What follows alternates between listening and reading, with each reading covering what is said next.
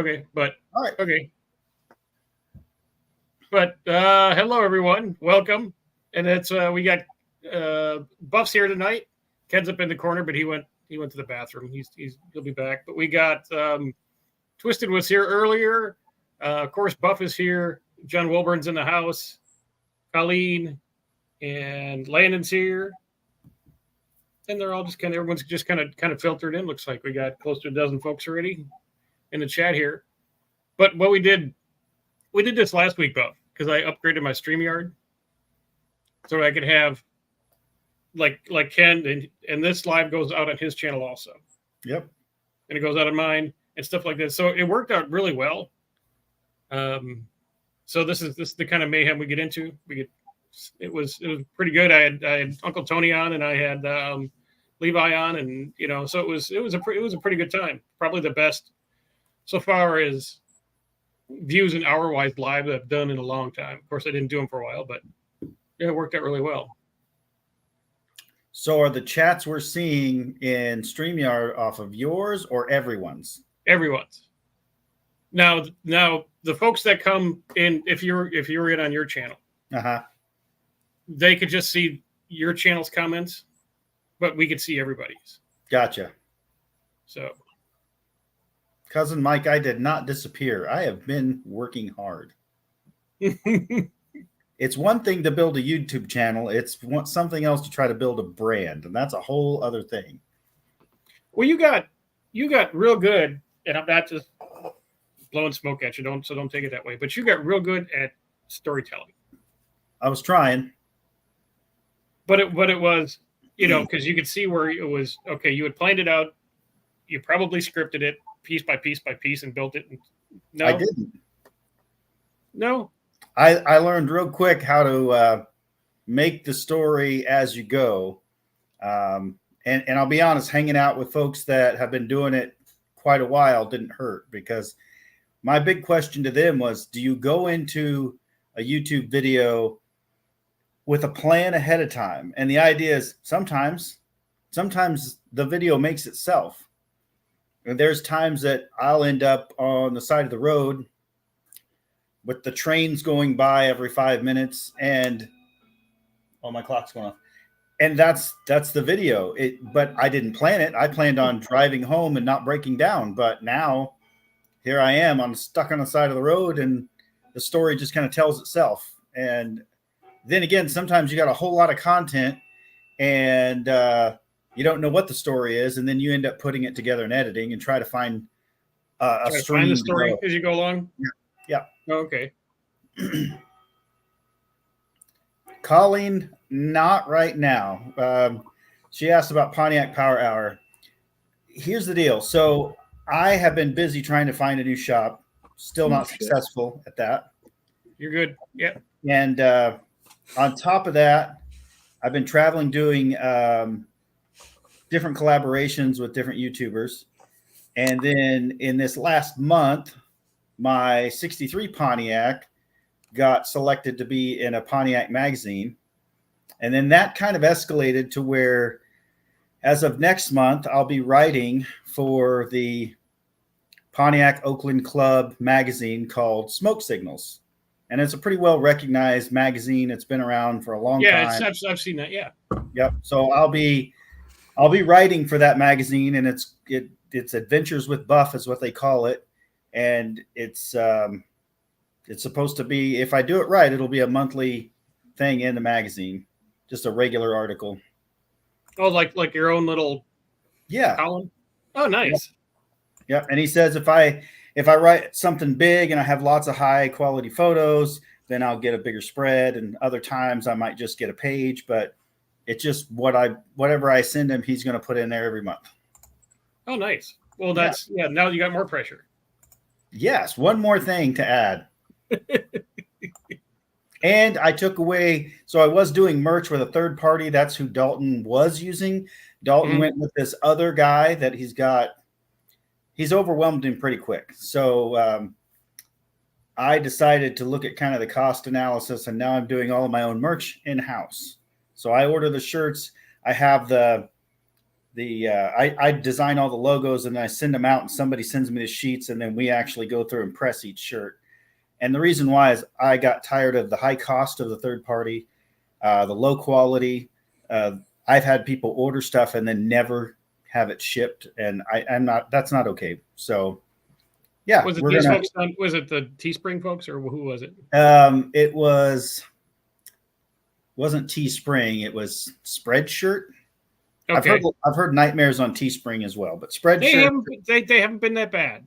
Yeah, Yeah, they haven't been. I haven't sold a ton of merch, but the stuff I do sell, the people get it pretty good, and they said it's decent quality. Now I think the first couple of orders turned out okay, but I like a little bit nicer shirt. So these are really high quality shirts. I spend extra money on them. They're about twice the cost of like a Gildan shirt. Mhm. And then the decals, logos, all that kind of stuff, that was kind of just like screen printed on there. And these are not. These are all like a heavy vinyl print. Oh, it's like a vinyl, like a transfer. Yep. Oh, okay. So And what's one of those cost? What's that? What's one of the screen print squares cost? Like, Oh, like this? yeah, because This is called a direct to transfer, and I can get I want to say a 70 to I think it was almost 96-inch sheet. So there's like, depending on which logo I have, you can fit 30 on one or 20 on another, but that sheet's around $100. okay, because we And the make best our part own, and is they can do the little one. Well, like this one. This one's embroidered, but I got new hats with the stars and stripes. yeah. And so they can add those in for free because there's extra room on the sheet.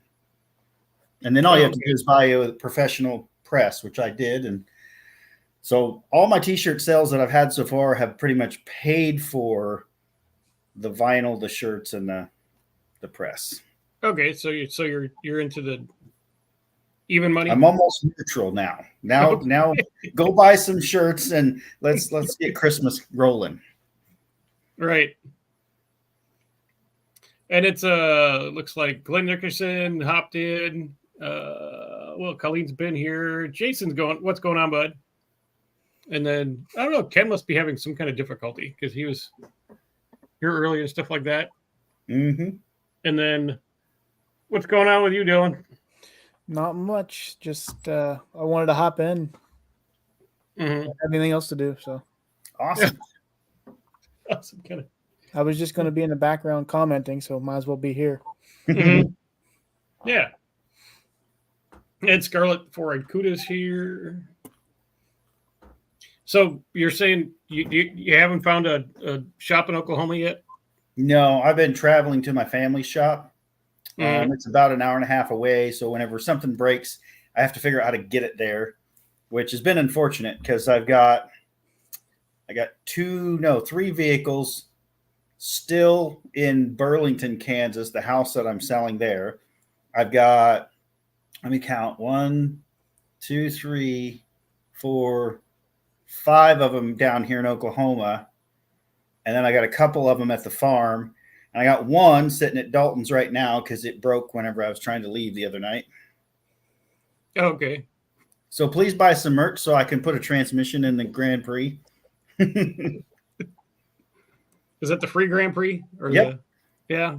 Finally. So when I got it, the guy said, it's not going to drive that far. I think the transmission's bad. Well, we know that it made it 500 miles. And then, of course, you change the fluid and filter and you get a few more miles out of it. And then what the heck, you take it racing, and it does pretty good racing. And it lasted until, this last video, I'm trying to finish editing, but I keep getting called away to do other stuff. But last video will be out. It shows me trying to repair the transmission. And, let's just say it got one more trip out of it before it finally died at 3 a.m. All right, cool. And then the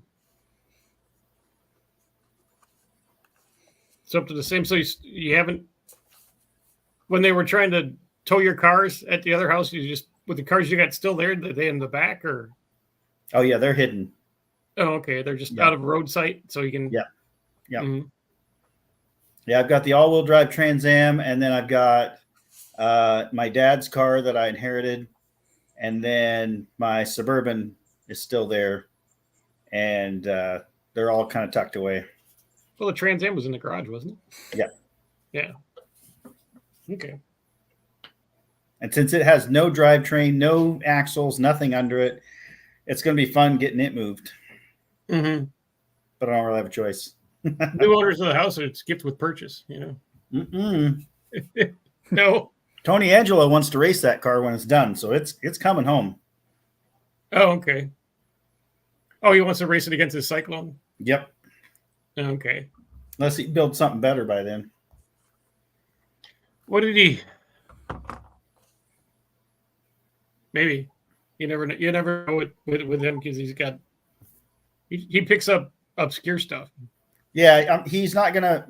My car is not gonna beat the LS Porsche, but it'll probably keep up with the Cyclone pretty good. Mm-hmm.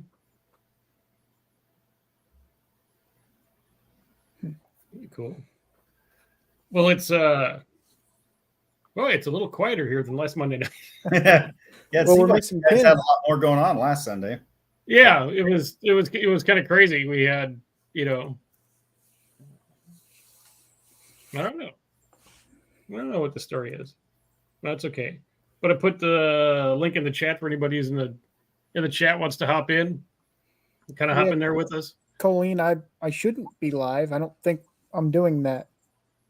Or can I? Yeah, you can. I'm going When to. you check, yeah, when you check in, there's a red box above where you check in, and you click that and verify yourself. And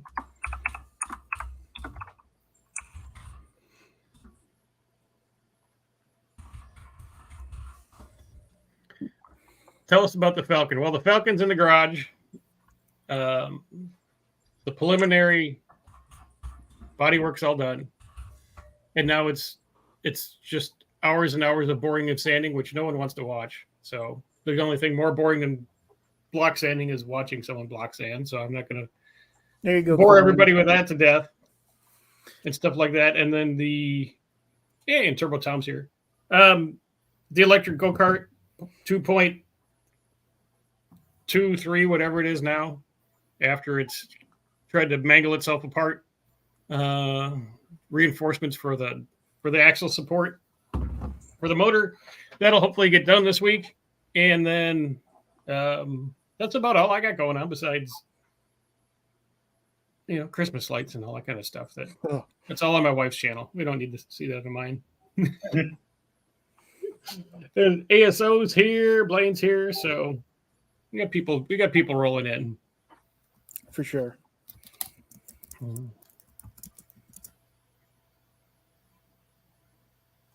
So did you end up changing anything on your car yet from stuff we talked about last week, Dylan? No, not yet. I'm waiting on the money to come in so I can buy parts. Oh, okay. Yeah. What money? What's that? Right now it's hard to get, I feel like. Yeah, I'm even getting some sponsorships on YouTube, and I mean they do hound me about where's the video, but then it's one of those where, okay, video's out. When do I get my money? Yeah. I would. Go ahead, Dylan. I'd have to be a really big channel for the parts that I want.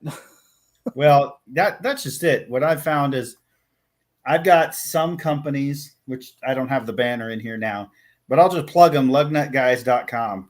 Those guys are excellent. I asked for some advice about some parts for the van, and they said, well, do you what's your channel? I told them I had a YouTube channel, and they looked it up, got back to me. They sent me all the parts I needed for free, told me they would send me whatever I needed as long as I would hang my banner on my shop. Well, I don't have a shop. So at some point, I'll hang the banner in the shop, but I'll just plug them because they're awesome. Yeah. Eventually. It's all on the list, right? I'll just tape it to the side of the van whenever I'm working on it. Yeah. Free advertising. Mm-hmm. I don't get that. What I get is because I've done product videos for various Chinese-based companies. Oh yeah, they always want me to do that, and I'm like, well, if you want to send me something, fine. But I'm Well, I got it to the point where if you want to send me something, minimum value is $200. Okay, that'll get you a 3-4 minute video. And last month I did pretty good with them. I got some stuff that it was about 150 for each item, but did that, and plus the little I make off of YouTube and a little bit from merch and a little bit off Amazon links and stuff like that. So I didn't do too bad, really. Yeah. Now, Amazon's trickling a little bit into. Mm-hmm. I'm curious, why the limit on value? I'm just curious. Because if you do every offer that comes your way, they will want you to do a video for a $3 head massager. Fair. I guess that's true. Well, and the other issue for me is they always have these big demands. They want so many minutes long video. They want to be in the title, in the description. They want it shared on all your social media pages, all this stuff. Mm-hmm. And in return, they want to give you a free Chinese tool. And the way I look at it is, no, I don't think so. So some of them that I have no use for, like I don't have any modern, real modern vehicles. So they're like, we want to send you our newest Chinese 10-inch screen for your vehicle. Well, I don't have anything that would really fit in. So I basically just say, if you want to send it to me, send it to me. I'll sell it on Facebook Marketplace. I don't care. But, then I've got ones like Oxbeam. That guy is awesome. They're going to give me a decent amount of money to mount this 52-inch light bar on the front of something. I had them. I made a video about Oxbeam, I believe. Yep. And I made one sale out of it. And I don't think I ever got the money. Well, see, that's one of those where they always want to offer you that commission. Yeah. And I said, don't even bother. And they always send it, but I said, don't even bother. Just give me the money up front. I'll mention your name, and there we go. It helped sell my scrapped out Civic because that's what I put the headlights in. And I mean, I put that Civic in a ditch, like wrecked it. Yep. And I did get $3 out of it, and it helped sell it after I blew it up. So. No, but I just started doing that. I go, well, yeah, your product looks okay. But the item's got to be a $200 minimum for me to do it without you paying any commission. And sometimes they'll send me, they'll upgrade me. They'll go, hey, what about this? Okay, great. Leave $5 in there. Yeah. And other ones are stuff I can't use, like you were saying, Buff. I mean, I had this lift company. They're like, hey, can you do a video on these, leveling kit for a Dodge 1500? I'm like, well, no. Right. I could sit here and show people parts and before and after pictures off the internet, but I can't. Right. I drove that 2023 F-150 just for a short time because it was a rental. Mm-hmm. And now I get a lot of offers for headlights, taillights, all that from an F-150. And it's like, I'm never going to buy one. So it does me no good for you to send it to me. Yeah. Right. I get a lot of those LED headlights, taillights, that kind of thing. And the only vehicle that really works is the GTP. And so I threw some headlights in that one. And they were brighter. There's no doubt. Mm-hmm. Ended up, because the headlight and turn signals were so brittle, ended up cracking them trying to take them out. Yeah, they're just that plastic just gets brittle. Yep. Yep. Just removing the bolts was enough to crack them.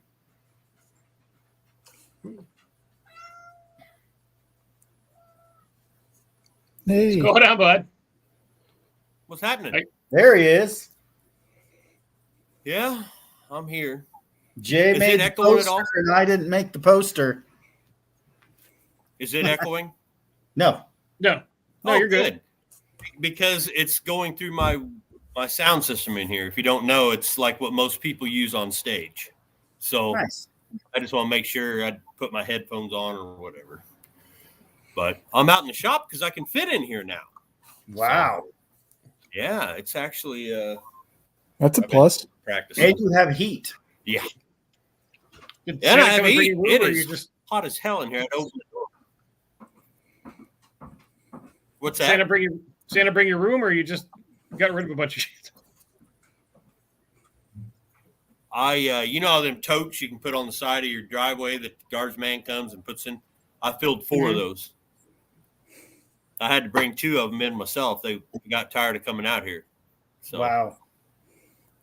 yeah, it was bad. It was just because I'm in such a hurry with everything. I get out of the truck and I come here and I'll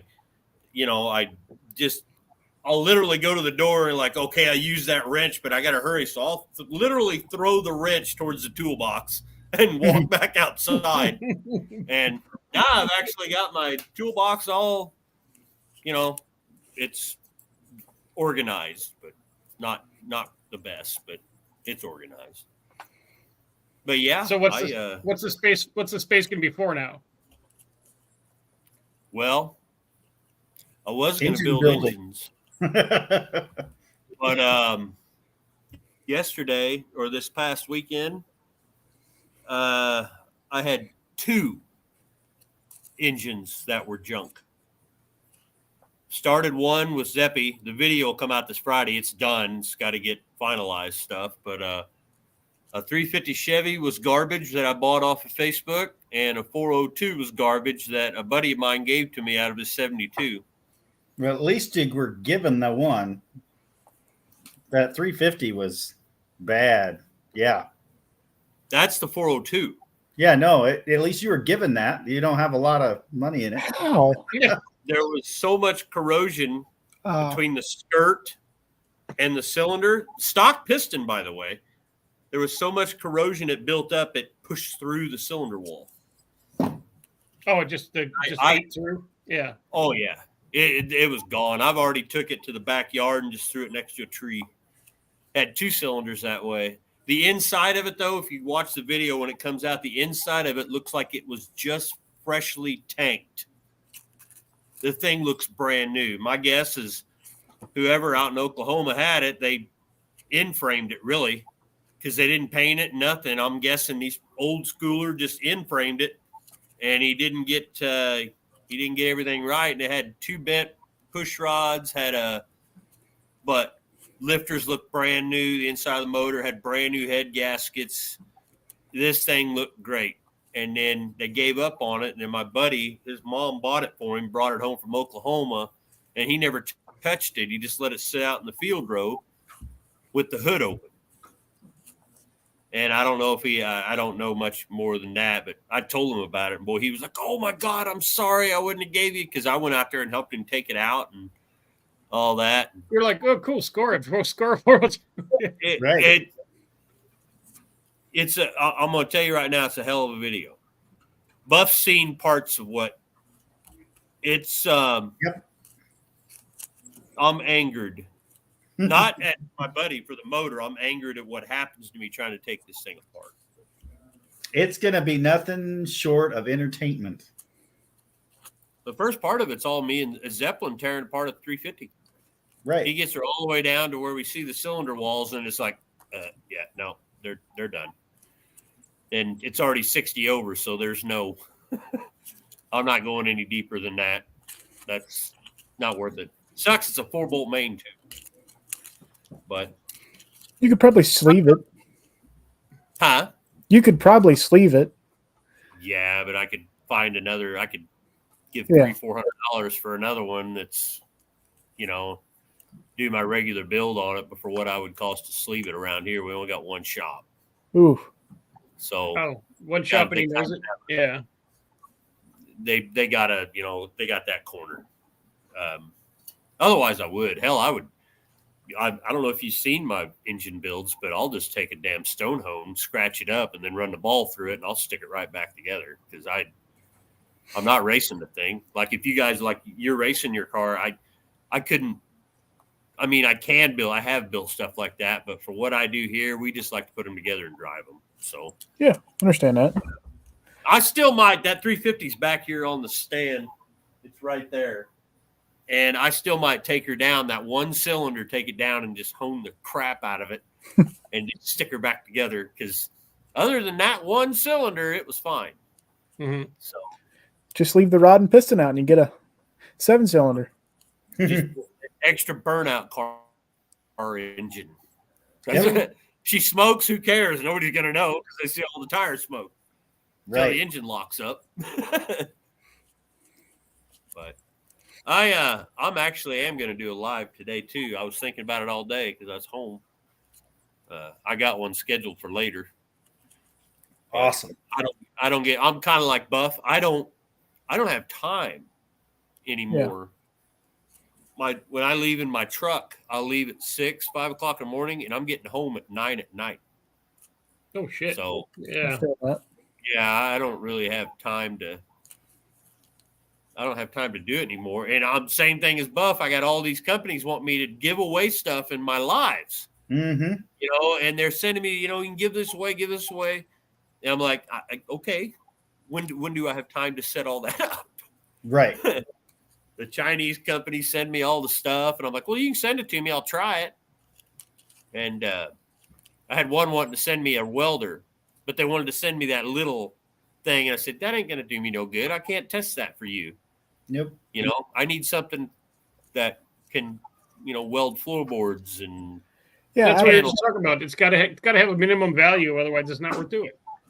Well, I try to put it to them that you can't send me that little thing, expect me to do a good review of it when I don't have anything to use it on. I don't do. I'm not a hobby. I'm not even really a welder, but I sure as hell ain't going to be a hobby welder. Right. So I ended up buying one. It'll be here Friday. Well, out of all the things that I've ever been sent, I figured I'd been sent a welder or like fabrication tools, not, ooh, that's cold. Yeah.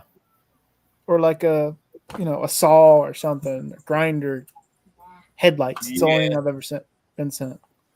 Well, I had one of them send me a set of AC gauges and all that to recharge your AC, but of course they sent it, in October, November. So that's it works great. I'll use it because there's going to be AC in the van again, but I'm just not going to do it right now. Hey, what's going on, guys? Dr. Art invited me to stop by, so here he is. Dr. Art, Tony. We just we're talking about all the crud that the Chinese companies want us to peddle on our channels. Oh yeah, they're crazy. I love the light companies. I'm like, I don't have anything new enough for the shit you want to send your me. headlights. Yeah, give me some regular halogen looking bulbs, please. Some big round 7-inchers. Yeah, I'll take those. Yeah. We did one of them. I guess it was about 4 years ago or so. It was a what was it? It was a dash cam, and they wanted to send us. They're going to send us a dash cam, and we we're going to shoot a video with it, and then they were going to send a dash cam to a viewer. So in other words, it was supposed to be like a giveaway thing, right? So I says, because they kept bombarding us with like you said, like lights and everything else. So we did this dash cam video, and they wouldn't send to the guy who won it.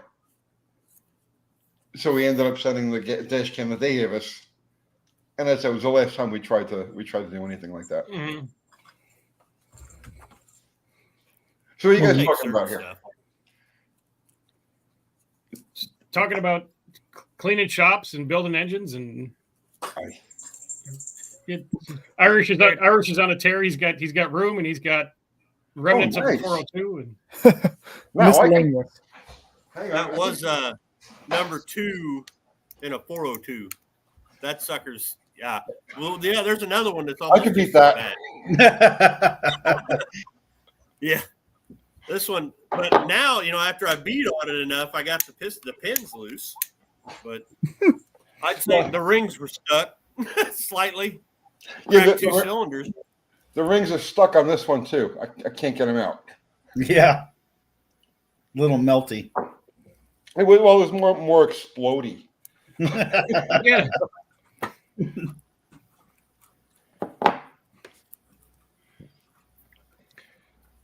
No, but we just got off on a tangent of, all the bombardment of emails that we get for, make a video of this, make a video of that. Here's a head massager, here's a freaking, here's whatever. A 20 amp welder. Yeah, 20 amp welder, yeah. 20 amp welder, and show us how you use it. Sure. Let me get a pop can. Yeah. Well, Let me make a birdhouse out of a couple of Coke cans, and I'll make you a video. Yeah. The Chinese companies, they're relentless with that stuff. Yeah. You know, I don't even know how many requests well, Kathy's in the other room. I mean, we probably get 20 of them a day. It's ludicrous. But we don't even open them anymore. Yeah, they all go to my Hotmail spam. Yeah. I mean, you gotta give them something they're determined. You know what I mean? They want their products out there. Oh yeah, and I love them. They're like, oh, I've been a fan of your channel for a long time subscriber. And Yeah. oh really? Wow. That's been my favorite is when they send me a specific thing they want me to push for them. I say, they say, what cars do you have? And I said, well, if you've been a long time subscriber, you would know, wouldn't you? Right. I've got 11 cars. Pick one. Hi, my name is Sue. Here's the broken English of what we want you to do. You know? You just have to always remember that you're talking to a 13-year-old girl in the Wu-Dang of Providence. This is her job, you know. Right. Oh, YouTube. Yeah, send them crap. Make video. Big American YouTuber. Yeah. You know, the first time you get that, you're like, oh, you're kind of flattered by it. Then you're like, well, you want to send me a $4 thing of garbage. It's not worth my time to. Yeah, you're flattered by it until you realize that every single. All you need is 4 subscribers. You know what I mean? And like 14 views on a video, and they just start sending the stuff. Yep. Mm-hmm. See who's popped in here. Busted Radio popped in. JB stopped in. Cover World stopped in. A bunch of folks are popping in. Speaking of like crazy videos, I did a video about my oil burning stove that I converted my wood stove into, and I'm using it right now. It's awesome. Okay. And you know how you got the little tab that says, haven't responded when you look at your comments, and then it said held for review. Oh yeah. Like 300 in there, and they're all. You talk about Monday morning quarterback. You're gonna burn your shit down, Please. and how you have it. I'm like, look, I'm standing right next to it. If I will tell you, you don't want to get gas in it. That I had a jet fuel flame going out the top of this stack the other day. I put oil out of my Buick, my GS340 that washed the cylinders. So I put it in there. Little gas in the oil. Yeah, I'm standing here looking the opposite way, and my stove's behind me, and all of a sudden I just felt my back. I was like, "What the hell is that?" Every crevice, crack you could think of in that thing was flame shooting out of it, and it was going up. Right. I opened the doors. I shut the oil off and opened the doors. Walked outside, and it was just coming out of the stack. That stack's like 25 feet in the air. I had it did. It looked like a jet was taking off in my garage. Water makes a hell of a sound too when it hits it. How much oil were you feeding the thing? But hey, it's warm in here. It's like 80 degrees. All in a damn coffee bowl. That's all it was. I don't even know where the hell I got it at. Right there. Is that right there? Stainless steel. And then you'd appreciate this, Tony. You have to put a ring, and then you have to have something that comes up like this so the flames will come up and around. Yeah. It's a velocity stack with an Edelbrock air cleaner topper put to it, so it's in there and flames going around. It just says Edelbrock. Sweet. I wish I had a glass front because that would even look better, but I don't. But I just used what I had around. Saw blade. Did you make a video of it? Oh, yeah. I do. Yeah. I have to go back and look at that. That sucker, a buddy of mine, Buff, what's his name? Austin messaged me a little while ago. Oh yeah. You know, that video's got almost 8,000 views on it, and it's only been up for like just a little while. And I'm like, oh, okay. So I guess I better go look. And that's when I saw the comments. I was like, yeah, I ain't answering all that crap. But Thanks for watching. Yeah. But that's not bad, man. That's not to sneeze at. It works. 8,000 views on a heater video. Yep. I mean, and it came out Friday, I think. Right. And for me, I've only got 5,600, 5,700 subscribers, something like that. And it went well. Whatever works. You know, honestly, the sub numbers, it's a vanity number is all it is. There really is no correlation, you know, to like the success of videos, or very little correlation to the sub number and what you actually get. You know, I don't get nearly the views. Like I'm getting just some stupid number of subs, but I don't get nearly the views that it would indicate on the average video. That would be nice. It would be nice. I'd make a hell of a lot more money at it if that was the case. But there's a lot of channels that just have like, they'll have 30 or 40,000 subs and they'll get consistently over like 200,000 views a video. So it's just, you know, it's each. Well, you know, there's the more diverse the channel, the more subs you get, right? So in other words, like you'll pick, you do something on a heater, okay, and you'll pick up subs who are interested in DIY projects, stuff like that. Then you do the same channel, you do a video on a pickup truck, and it's like the heater people could care less about the pickup truck, and the pickup truck people could care less about the heater. And so the more diverse the channel is, the more subs you get, but it doesn't correlate to views. Right. I quit watching the whole sub count and everything. I just stopped because it makes you like, God dang it, what could I do to get this, and this? And turns out just do whatever the hell you do. And if they come, they come. If they don't, they don't. Like I said, I'm doing this for a long time. Subs are just a vanity number. They really don't mean very much. You know, if anything, if there's any correlation at all to sub number and view count, and I know the YouTube algorithm looks for this, right? They want to see approximately 10% of your total view number, or they want to see 10% of your sub number in the first 24 hours you put up a view. So let's say you got 20,000 subs. They want to see 2,000 views in the first 24 hours. And if they see that, then they'll push the video out a little bit further. Yep. Yeah. You know, that's really about the only correlation that you can go by. I was just going through a bunch of my old stuff because I'm trying to make like one short video out of every car that I've built, and there's a bunch. And the one video I keep going back to, and Buff's seen this a million times, the one I beat the hell out of an oil pan.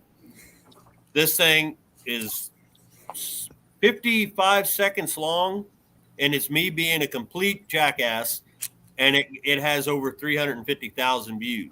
Sweet. And I have the oil pan. And Buff has the oil pan. I have the oil pan. And it's like I still just sit there and go, okay, how could I redo that again so it gets pushed out there? And I did it, but it was on TikTok, and it got banned on TikTok. Why would they ban it? The flames. It's actually Zeppelin, my boy that's behind me. I got a 68 Pontiac ambulance, right? And we was getting ready to do some stuff, and I made this joke, and I'm a musician. I've got, anything you can think of stage-wise. And I got flame pots, okay? They shoot like a 10-foot flame. So I stuck them under the hood like this, or one straight up, one sideways. And I told Zeppelin here, I said, what I want you to do is I want you to say, I'll say, all right, get ready to crank it over. He says, did you check the timing? And I said, we don't have time to check the timing. Let's go. Crank it. So as soon as he cranked it, I blew them son bitches off. Oh, and you hear me cuss, and it went huge everywhere. I get on TikTok, and they banned it. They said if I put it back on again, I'd get.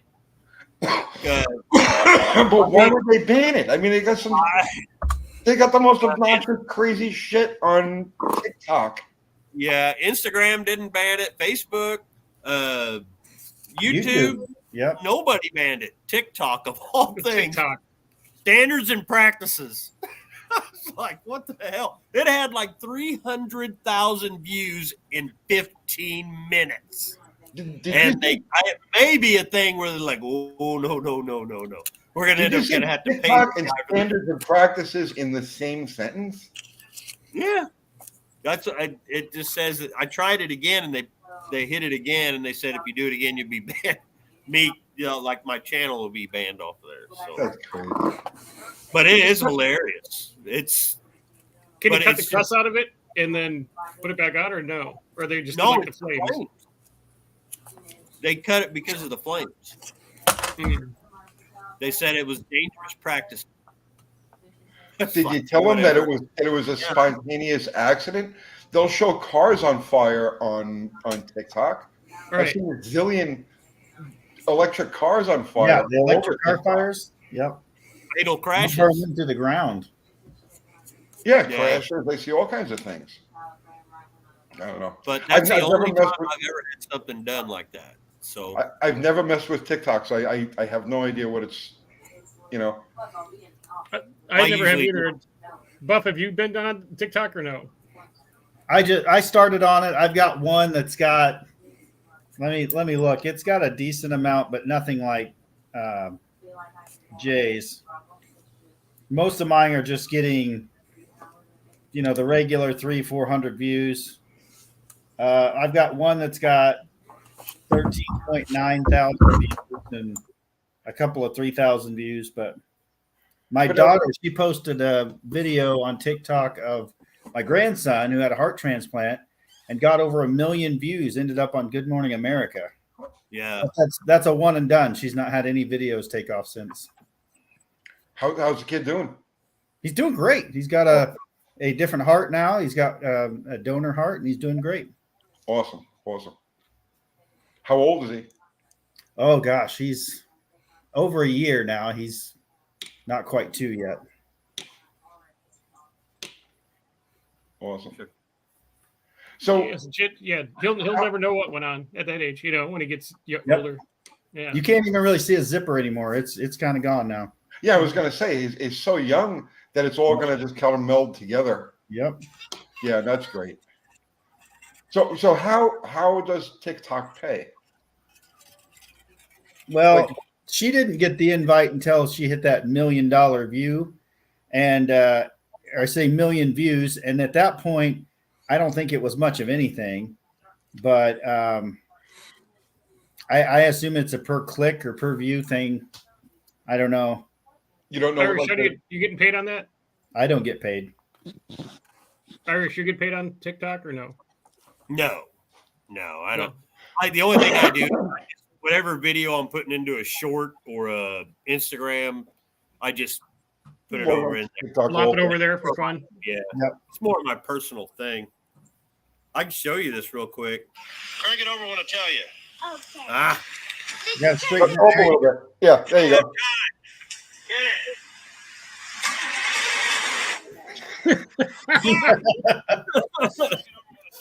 yeah. I thought it was just absolutely hysterical. I can't believe I thought of it, and believe it or not, it didn't do good on YouTube, Instagram. But I've had that TikTok, same thing. Sucker took off. I mean it. In like 15, 20 minutes, it had some 100,000 views. I'll And have one take was off gone. on YouTube or Instagram, do really, really well, and then it flops on TikTok. Or the opposite, it takes off on TikTok and then flops on the other ones. It's just, I guess, a different audience. Yeah, see, Well, I can tell you one Yeah, thing of is Rumble is where all videos go to die. So that's just like a double backup for my computer. It's all I use it for because it's we played around with just Facebook. We had some videos on there, and they keep like creating these promotions. Oh, do this, and we'll be this, and do that, and we'll do that, and nothing ever pans out. It never pans out. So we just over the last like 3 years, we were just 4 years. Well, 3, yeah. Just strictly YouTube. It's really the only viable, like, if you're doing this and you're trying to make some money with it, it's really the only viable platform right now. I wish there was something else. I wish there was another thing that we could split. You know what I'm saying? Yep. But Instagram and that's not like for people like us. That's for like I don't know, name one of these pop stars or like Beyonce or one of these people, you know what I mean, where they get 60 million views and shit like that. At that point, that's the league that you're playing in there. You know what I mean? That's what you're up against. Or what they want to pay. What they want to pay for. Rumble. I don't know about Rumble. I've thought about doing stuff on Rumble, but not car related. that's be a good place for like it'd be a great it's a good opinion platform if you have a following because they don't really Yeah. censor so much. Right. But Yeah, they're kind of on a demonetization thing on YouTube right now with a lot of people's speech. You got to be A careful. lot of people's speech. yep, it's their playground. You got to be careful. It's not as bad as it was. You know, if you go back to like, you know, 2020 and the stuff that was happening then, you really had to walk on eggs. Now it's not so bad. It's not so bad. But I'm conscious of it. Anytime we do a video that strays from like the straight and narrow, you know, car thing, it's like I'm always like, oh, I better be careful how I phrase this. I better be careful how I say that. There's this one guy that I watch. It's nothing to do with cars. And what he'll do is when he's going to say something that can be controversial or flagged by the algorithm, he'll just silence it out and then just write the words out in the bottom of the screen. So, you know, that works. I'll have an hour video and I'll have it edited, no time flat, but then it'll take me another hour to insert all the bleeps. Yep. Yeah. I got to the point now, it's just F-bombs. That's all I bleep out. Other than that, as long as I'm not yelling at somebody, you piece of, you know, something like that, yeah, then I'll bleep it out. Because then they say you're being demeaning towards somebody. But if I'm talking to an inanimate thing, like my engine, with this next video's pretty good about that, you know, they don't care. But I haven't got any warnings or anything, so I've been getting a little more. I'm going to see how far I can take it talking like a regular truck driver. Well, recently they relaxed the standards as far as cursing goes. I think it's still, you can't have any F-bombs in the first 30 seconds. And they never gave you a problem with conversational ones. So in other words, like if you, you know, just during the course of something blows up and you go, oh, fuck, right? It's like they never bothered with stuff like that. It was when it was used in certain contexts or repeatedly and stuff like that. But now they've relaxed it. It's still no cursing in the first 30 seconds, but I don't remember the rules, but it was recently, like over the last like 2 months or so, where they relaxed the rules as far as language goes. Yeah, I got one video. That video of when I was out at Buffalo Valley, and then the steering went away in the truck. Yeah, there's a long line of F-bombs all in a row. But they didn't, you know, I figured, they're just going to, no, they never said anything about that. But, wait, Real World Garage is just messing with Tony. What you messing with me, man? YouTube is where it's at, but everybody can't be Uncle Tony. I know Kathy's Uncle Kathy. She obviously can't be me.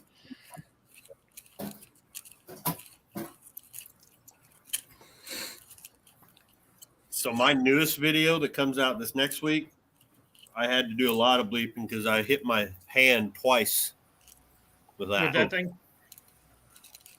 That's what size is about a 5-pounder. That's a 5-pounder, easy, right? Yeah, 5-pound DFH. Yeah. I was knocking that piston out, and I swung down, and it hit the punch thing I was using and cracked me right there twice. I got the little marks, and I got to play drums this weekend too, so this will be great. I can't wait. That to get that piston out? Oh, well, if you look at it, you can see how corroded it is. I knocked out corrosion that was pushed through the cylinder. I was going to say that ate right into the cylinder. It actually expanded through the cylinder. There was no fixing it. It was junk before I even, you know. Yeah. This is the top side. That's the bottom side. I must have took an inch of corrosion on top and just sucked it off with a vacuum. It was terrible. As soon as I opened it, I was like, well, this thing's junk. Well, I might as well make a video out of it. So I did it. And that 361 that I got set up to run on propane now, I had lent that to a friend of mine, I guess it was maybe a dozen years ago, and he had it in his race car. And then it sat. And it had plain water in it, and it froze, and all kinds of nasty stuff, right? I had cracks and whatnot. So I welded up the cracks. But before that, I had to knock the pistons out, and a couple of them were just seized in the bore. And I think it was number 7 and number 8. I don't know. One of the holes at the back of the back of the engine was like that, and the piston, the oil ring, literally ate itself into the cylinder wall. Like there was a giant gouge. I was like, it was so deep that you could really catch your finger in it. Not like, oh, I can feel, a nudge there. No, it's like boom, dead stop because it edged itself all the way in. So, but it's right at the oil ring level. So I'm like, yeah, we'll see how it runs. And I've run the motor a couple of times, and it doesn't pump any oil, and it doesn't smoke at all. So we'll just send it till it blows up. Throw a piston on that rod and send it. That's just how I think. Yeah, I just happen to luckily have another piston sitting around from a 361, so I threw that one in there. What did I miss, fellas? Oh, Ken? everything. Oh, it's just Gentlemen, there was a chat. giveaway of thousands of dollars and prizes and all kinds of stuff. Yeah. Gotcha. And we All got right. the Rabbit Transits here, Turbo World, Colleen also. Looking pretty good. But I didn't even think to look through those. I'm just looking at the comments. yeah. Turbo World, I seen his jigs and videos, stuff like that. Glanced at it, but I didn't look the whole thing. I'll give it the full look. Turbo World, what happened to your channel, man? Oh, he's been in a nasty fight with YouTube. They're just giving him all kinds of hell. Well, well, you got to choose your battles wisely. I mean, if you want to do YouTube, you really can't fight with YouTube. Don't do that. Yeah. No, yeah. Don't bite the hand that feeds you. Right. And I'm all about biting, feeding hands. There's no problem with that. But, you got to choose your battles wisely. So what happened? What was the feud about? He would be the one to tell you. He would have to be the one to tell you. He's got. They're about to move my channel. I'm on a second strike in 6 days. I'm 6 pinning. So if I have it their way, I'll be on Rumble. Holy moly. Oh, okay. He says he started 8 years ago with non-copyright. Oh, it's a music thing? Okay. Fair use and medicine, he says. Yeah. Do you need the music that badly? I mean, there's a lot of non-copyrighted stuff out there. Yeah, it doesn't quite fit as well, but you make it work. Well, I and at the use time, Adobe it may have not have been copyrighted, and it is now. Well, there's that.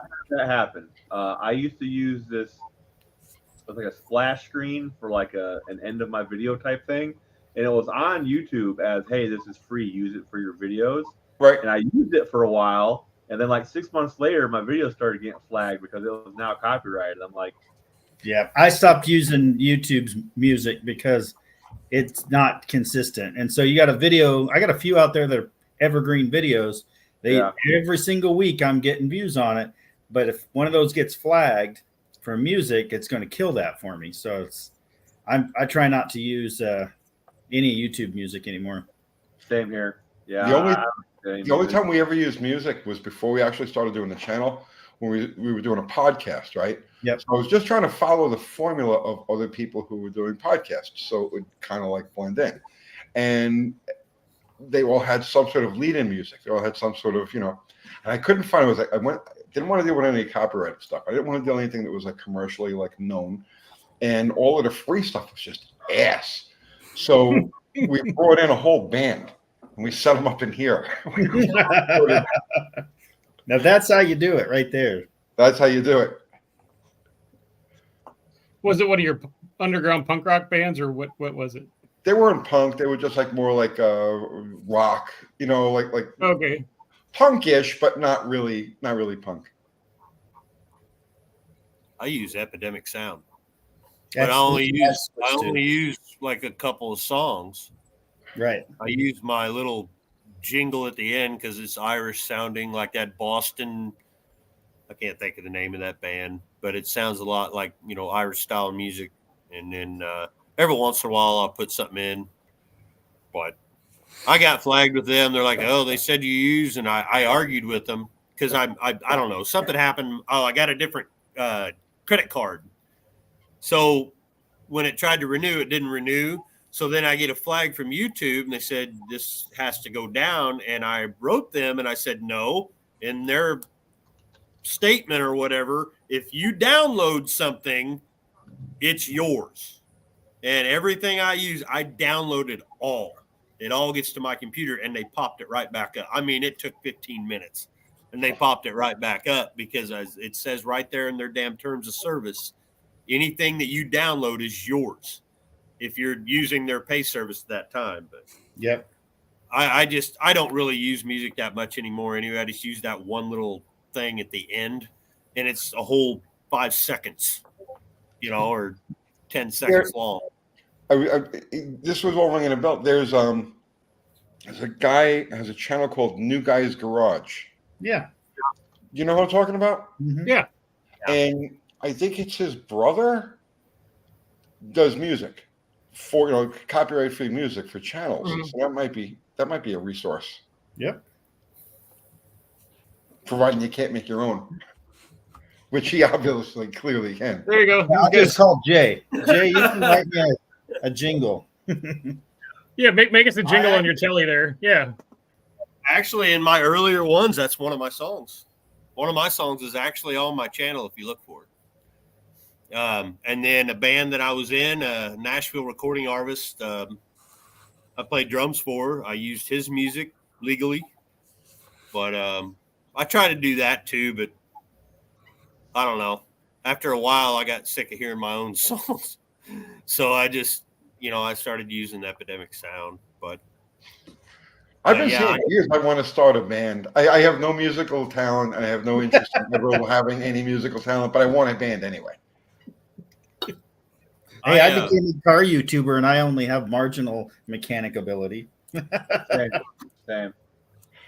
I used to live I lived in Nashville off and on. I did a lot of studio work down there. Gretchen Wilson's a real good friend of mine. Big Kenny, John Rich from Big and Rich. I don't know who those people are. Yeah, well, I mean, they were like the underground Nashville, and then they made it huge. Like all of them did. But I used to go down there all the time. Not so much anymore. You can go to the pretty part there on the strips and all that, but you get just a little bit out from that. What, Nashville? Yeah. Oh no, this city, it's a pussycat of a city. Mm-hmm. I used to have to park at that TA. When I was truck driving, I go to Coca-Cola down there and I'd have to park there. And I used to run around with a guy that lived south of me in Hill in Illinois. He was south on 130. And he was just a weird guy. He's just one of them weird guys. I didn't think much of it. And went all over the South with him. We'd go down 40 to Knoxville. We'd cut down to Atlanta. We all hauled kind of the same stuff. About 6 to 8 years later, I hadn't seen him in a long time, and I was sitting in a dock somewhere, and I popped on YouTube, and I seen this name come across, and it was Serial Killers. Oh, really? Son of a bitch was a serial killer. We would stay at that Nashville TA. And anyway, this is one of the places he dropped one of his girls, like where we always parked. Nice. I was like, you got to be kidding me. I used to have breakfast with this dude every morning, But he was the nicest guy. He was a nice guy. He just got done killing a hooker in his hotel room. And he was all ready, hungry for breakfast. Yeah. That's like the joke that says, the guy picks up the hitchhiker and the hitchhiker's saying, hey, don't you worry about picking up a serial killer? And the driver says, well, what are the odds of there being two in the same car? Hey, I have a friend of mine. I know this kid from the time he's like a little kid, and he's doing time for selling body parts. So it's like, you never know. Not sounded like a good idea. car body parts. No, I'm thinking it's one thing to sell them. It's the acquiring. That's It's the harvesting of your that's a inventory. different thing. Yeah. He worked in a funeral home. Oh, I would say that's the easy part. Selling them's probably the tough part. well, it's that covering up where you got them. That's the hard part. Well, Yeah, it's they just were like after anything else. bones and stuff like that. So he was selling bones. And the way they caught him was that they had to do they exhumed the body of some woman. They had to do some kind of autopsy, whatever it was, and they found that one of her leg bones was replaced by a piece of broomstick handle.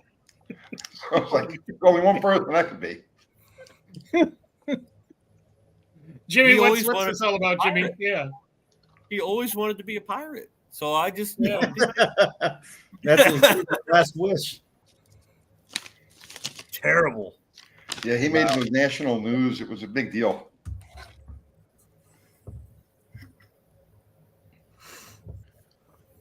Blaine Thompson, this convo got twisted quick. Oh, it can go way further. Yeah. This one's kind of, it's tame tonight. Were you just walking around, ain't you?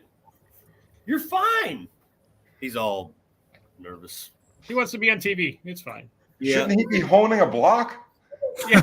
Cleaning farts, Right. doing something. Yeah. get back there and get on that 350. I mean, the one you I'm pulled that piston out of. Yeah. I'm still gonna try to put that 350 together, even though it looks like Swiss cheese in the cylinder. I That's don't right. care. You saw Dr. Art's epoxy cylinder. Is that the one with the crack in it? No, Yeah. No, that's a 402. the 402's junk. Which one had the crack in it? the three? That's the 402. The Oh, okay. 350 has it looked like barnacles in the cylinder. Yeah, I remember that. Yeah, that'll still go. I took a damn paint scraper and went knocked off the freaking barnacles. Your But 350, that's just funny. JB weld it. It'll be fine. JB Is weld that it. thing still running, Art? Yeah, it runs like a top. I would do that, but not on the 402. That thing. is No, bad. but It's it's funny, just putting in a driver. Who cares? Well, I always used to do that crap, but then you get all the hate, and I don't really care about the hate. But I was on Power Tour, and I ran into Dan, and I asked him about that 350 that he kind of half-assed put together on the garage floor, DD Speed Shop, and we were sitting there talking. He goes, "Oh my God, you wouldn't believe I was the worst hack piece of crap. How can you do that?" And all this kind of stuff. And I'm like, I do that all the time.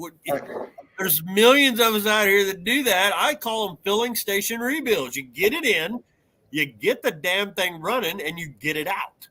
That's how they used to do it. It wasn't so specific, Well, back in the day. similar to body work. Now everybody thinks everything has to be welded and perfectly straight. And, back in the day, that wasn't what they did. I mean, this is a bad example, clearly, right? But how do you think fuel motors are put together, right? We're working on these things. They get slammed together. Everything is by hand. Everything is by eye. You're laying on the ground.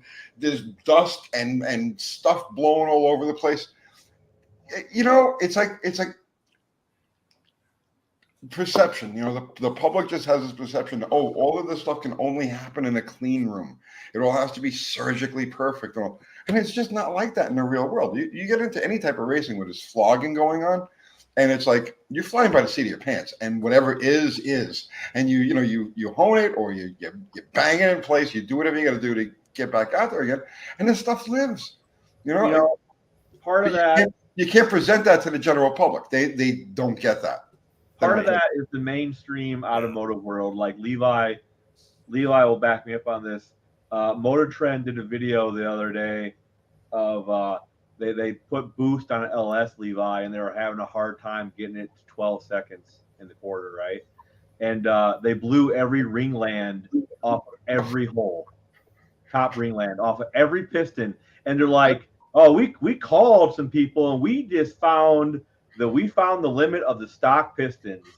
And I'm like, what are you trying to sell me some forged pistons? Like, what are you doing here? Like, I that's ran. exactly what it is. They want to sell you a product, and that's why they're telling people that they can't do better than a 12 with the stock pistons. No, your tune was shit, and you blew it up. That's why. So I know for a fact I was able to make 100 horsepower per cylinder with stock weight, stock pistons, no gap. This is factory gap. Well, they got lucky. That's just getting lucky. right? Well, And you run E85 too. it's the gap that kills the piston. Levi, you run E85, right? There's no horsepower limit to a piston, right? You can take a cast piston and make 2,000 horsepower with it, as long as the rings aren't as long as you don't run into detonation. It's hammering on the piston, and the rings don't tighten up and break out the land. There's no limit to what you can make off of a cast piston, as long as it doesn't run into trauma.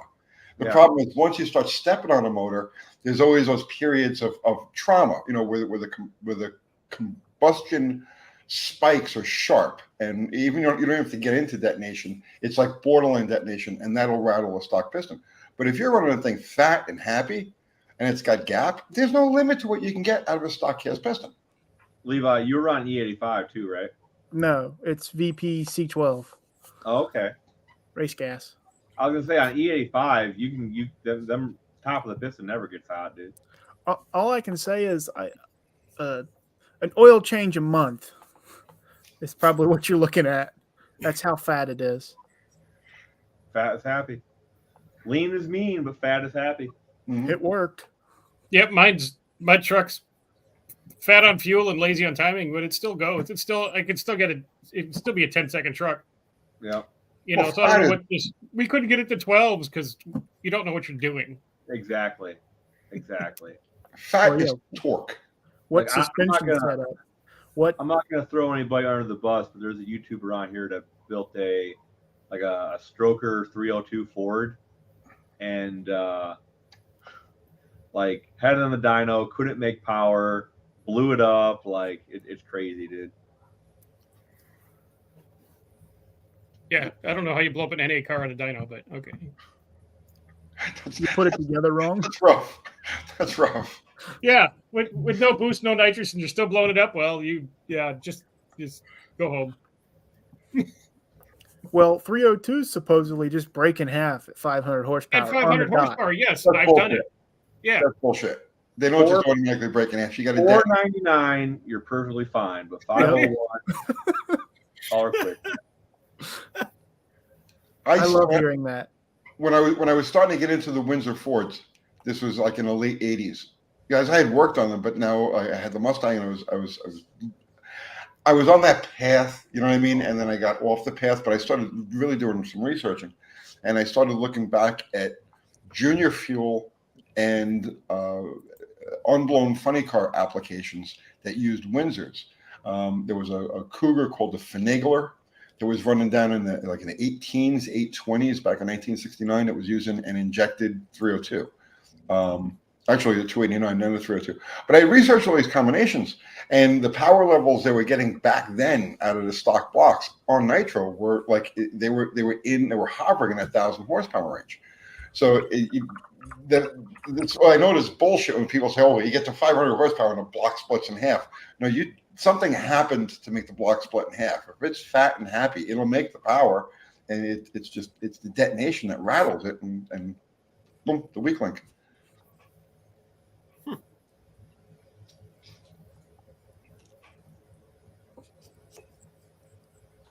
Oh, okay.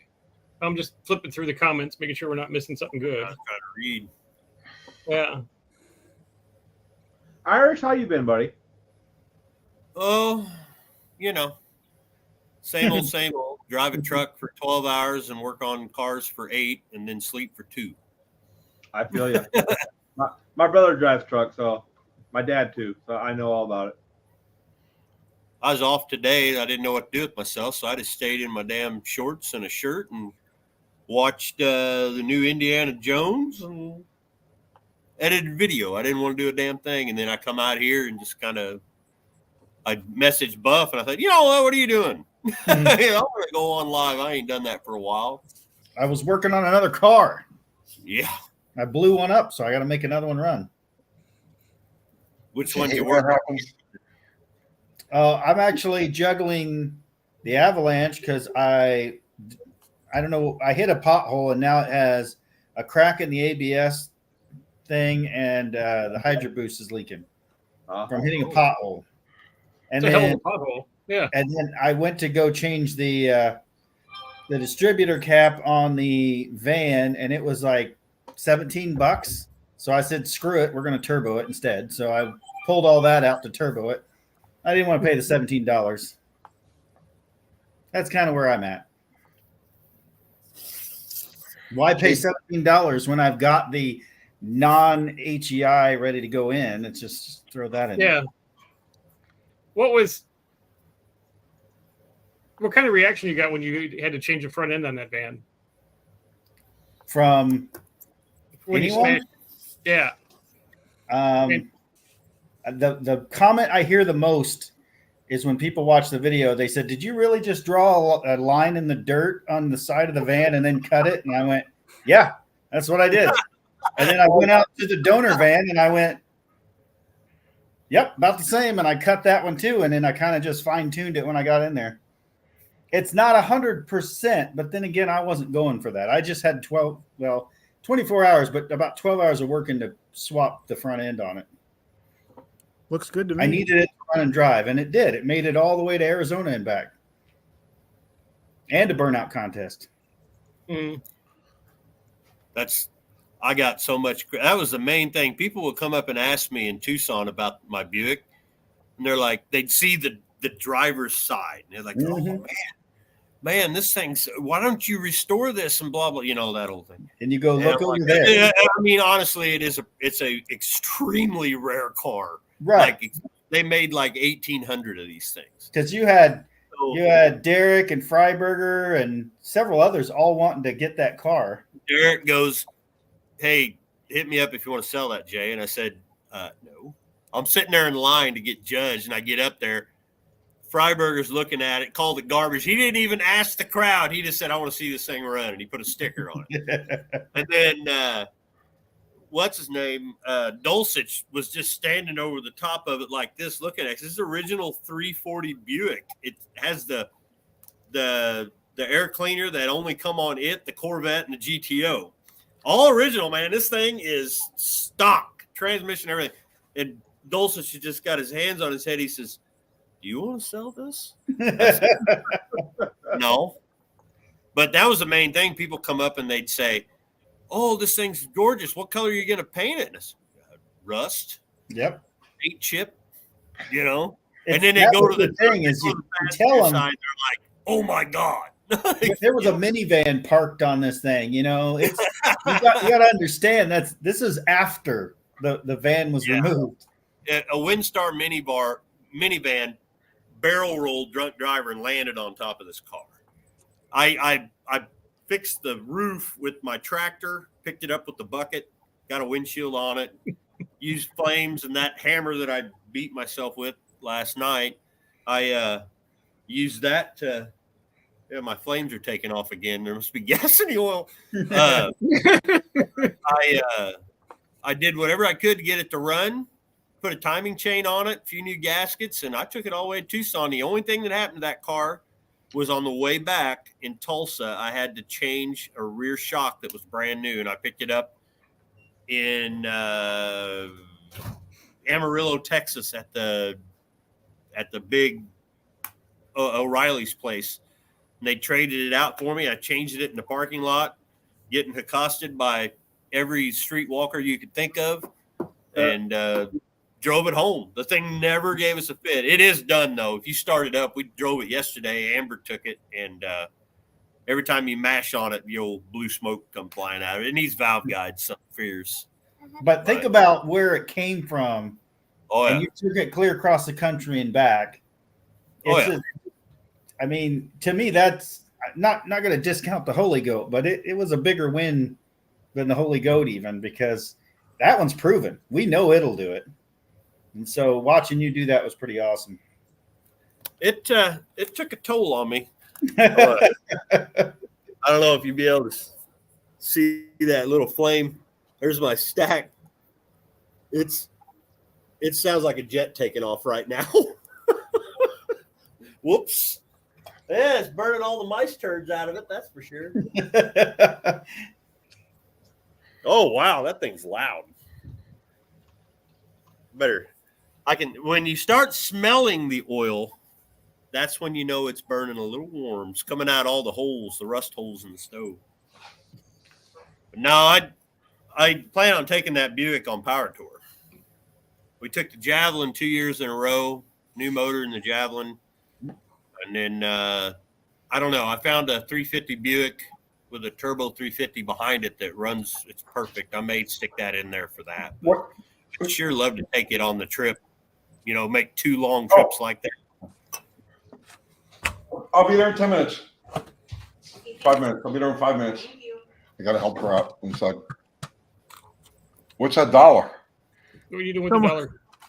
Someone in the comments said, "So what was scarier for you, learning that Santa isn't real or that the dollar isn't?" Feels pretty real to me. Yeah. It's not, though. It's not. It's not. I try to remind people all the time. It's like, it's just paper that we have somehow decided has value.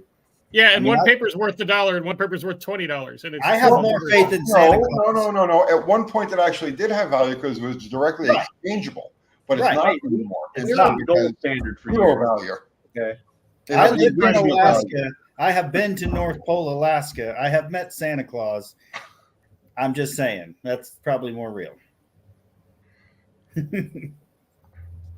I was Yeah, just trying Zeppy to be ran funny. inside. Oh wow! Oh, wow. Kennedy Yeah, wanted to get put us that, on I a gave silver it to him. standard, Yeah, and that's we the know original what happened there. What was that? What was that, Ken? Kennedy wanted to put us What's on a that? silver standard, and we know what happened there, huh? Yeah. It was Executive Order 10010. It was all ones and O's. That was the executive order that got him snuffed. Like 3 of the people that opposed the Federal Reserve were on the Titanic. I know. Kind of weird, huh? No, not if you understand the history of all this stuff, and ain't. No. You pissed off the wrong people. You're in the ditch. When I did we get guess. off the gold standard? 19.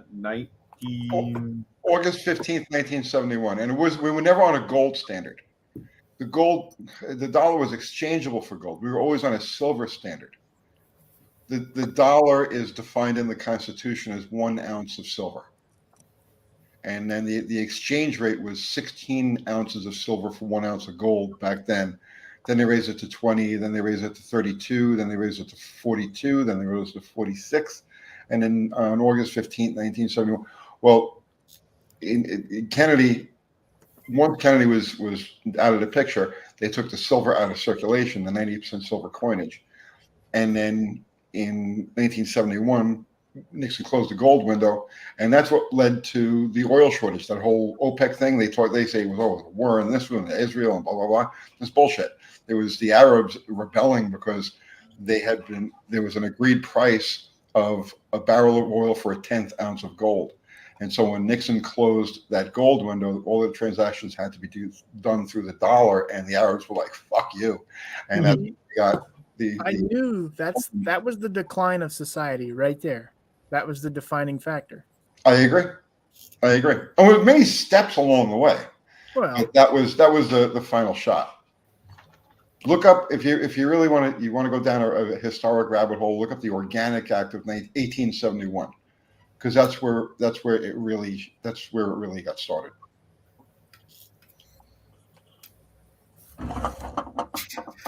I know too much about this shit. I have to go help her. She's putting up the Christmas tree. I got to get stuff down from the attic. So, guys, it was nice hanging out with you. yeah, See ya, thanks for- Tony.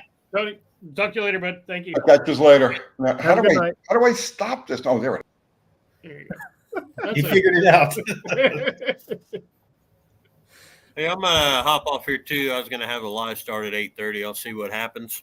But I got to calm this fire down before I burn my back. It's getting a little intense in here. If the place catches on fire, please start a live. Yeah. Oh, That's if it goes something I can live, watch. I'll pull the camera. This outside. Everybody, hold on. Get the hose out. That's all right. I didn't need them motors anyway. Well, that's the first thing you pull out. Hey, easy heat to get your cylinders loose. Yeah. Just push the engines in there real quick. Push the engine next to the furnace, yeah.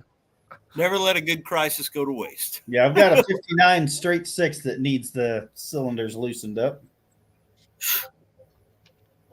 I've had enough getting cylinders loose. Yeah, I'm about done. I've got I've got a 327 I got to go get that a buddy of mine's got up north of me. That has Vortec heads on it. Huh. Somebody had already converted the early, what are them, 90, I don't remember, 95, 96 heads.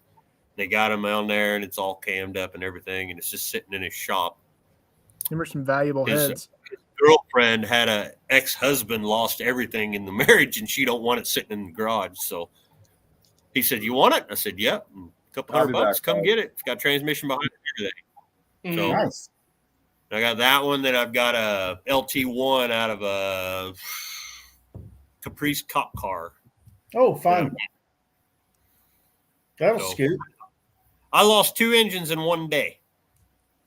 So got to start looking for some more. But I'm going to hop off here and get me something to drink and calm. Jesus. Wish I had a thermometer to show you. It's about 90 degrees right here right now. You're all almost wood lake building. temperature now. All wood building covered in tar paper.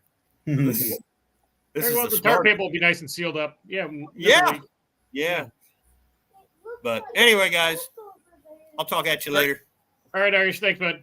CJ. See ya. Have a good night. There you go. Yeah. Now there were 4. Mhm. Yeah. Well, 3.5. Ken took off again. This latest stuck engine I've got, I'm pretty sure it's not completely rusted because I pulled the plugs, all that. There's no rust in there. I think what happened was because they left the hood up. I don't know if it's an Oklahoma thing or what, but they left the hood up and water got into the carb. The carb was seized. And I pulled the carb off and looked down into the intake, and you can see a pile of rust just sitting in that intake. And it's a straight 6 from 59, so it's all off on the side. So I pulled the intake off, and 2 of the intake runners have just lines of rust down them.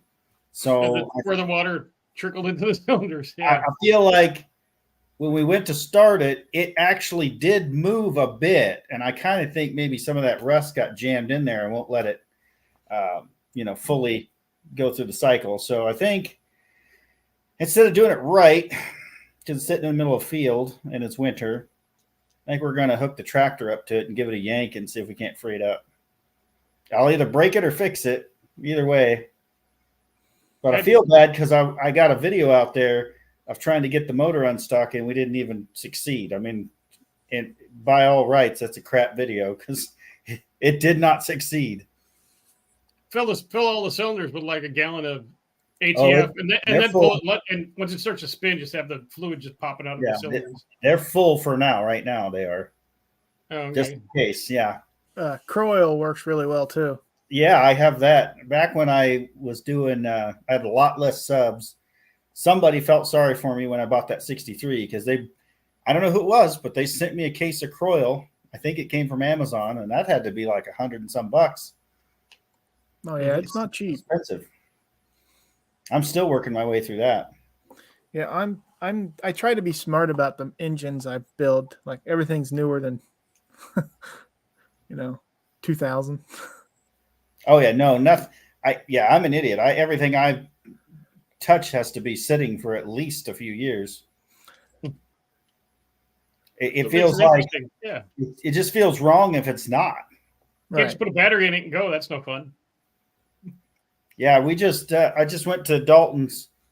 He's been trying to build that 4x4 van for a while now, and he calls me up at the last minute and said, "Well, I'm ready to pull that 454 out of this van."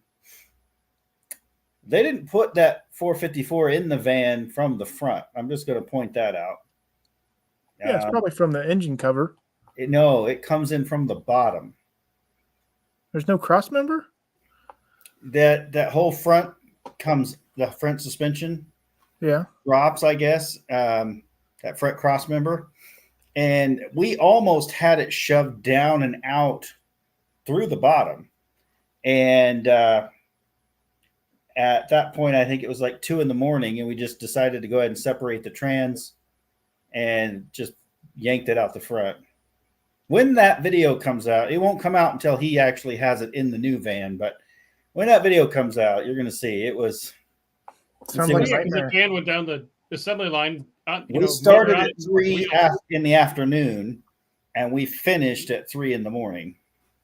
Mhm. And the floor was spotless when we started, and there was a sea of what looked like very used engine oil, but it was not. It was transmission fluid, and it just flooded the whole floor. Which is nice when it's all smelly and everything else. Oh God, I smelled horrible. And then I go to get in my car, and the transmission in that one goes out right there in his driveway. It's like, oh, you want to play transmission? Okay. So I drove his Swanee truck, which on his channel, he went up north and got this thing. It's a old Chevy square body, all-wheel drive, 454. So it did all of 55 all the way home from Missouri to Oklahoma. At 5 miles per gallon. Yeah. Oh yeah, I had to fill it twice to get here, Hmm. but I had a ride home, so there was that. Yeah. He obviously didn't think the Holy Goat was the best choice. The vet cart, no, not really good idea. The Jag, I think he might have a new owner for that one. So I mean, there was just so many options, and yeah, I was like, you know what? I love square bodies. I'll just take this one. Well, he's got, I mean, how many cars does he have laying around up there? That are tagged and insured. About No, 3. just cars. Oh, hold on. 1, 2, 3, 4, 5. Because he showed like a drone footage of his Yeah, I'm car. counting. 9, 10. Oh, well over 24, 25, something like that. That's Oh, just the okay. ones that he has on his property, not counting Kevin's bus or my 61 Ford. He's got a couple. Oh, okay. I was disappointed that we got so busy with that engine I didn't get to shoot the flamethrower. That was the only thing that made me sad. But my car's still there, so there's still a chance I can shoot the flamethrower. Yeah, you have to go back and get it. Yeah. Maybe at the car. I don't know. Well, or have him trade that Pontiac for something else on the property and drive that home. He doesn't want that. It's too new. Oh, okay. He really likes the old stuff, which it's a lot of fun. Yeah. Have you talked to Ray lately? I have. I He's tried. doing- I thought I had his contact, and I was going to get a hold of him to come, pop in tonight. But Yeah, if you got him on Facebook or Instagram, anything like that, he'll respond. no. Yeah, I just need to send him a message on one of his videos Yep. because I thought I Yeah. had it, but I looked and I don't know, for some reason I thought I had his phone and stuff like that, but I Like don't. Punisher Le Mans Ray. Yeah. Facebook. Anytime I want something or he needs something, it's a good way to get a hold of him. Yeah, he's pretty quick on that one. I actually end up talking to him on that more than I do on his text message. And his son's got 2 extra supercharged 3800s with transmissions, and I'm trying to con him out of one of those for right now. It's like, does it work? He goes, I don't know. And I'm like, it's got to be better than what I got. Right. I mean, I'm not going to say that numerous passes down the drag strip and burnouts pretty much every chance I got were the deciding factor. I'm looking at it as I was given a free car and was told the transmission was bad, and it's been over a year and a whole lot of miles. So that's all free I think ride. that's a pretty good win. Yeah, that's all a free ride. Yep. Right. Mm-hmm. I did change the oil, put a Wix filter in it, and that got me an extra couple 100 miles, and then that was it. You got what you paid for it, right? Exactly. I just started looking at, okay, well, let's start to make this car nice. And that's where I failed. I stopped thinking of it as the free car, and I started going, let's actually fix it up. And I should have left that alone. Those supercharged Pontiac 3800s in those like Grand Prix and stuff like that. Because I used to mess with them back when they were more popular and a couple of years old. The exhaust is the biggest thing on there because one of the pipes has to come up and over like the reinforcement, and it gets squished down, and you pop the cats off and fix that pipe, and it can breathe then, and it'll rip. it's definitely going to get. If I have to pull this trans, that means the whole thing's got to come out the bottom. Mhm. So that'll be a good time to get the cutoff wheel and the welder, and we'll make a few modifications.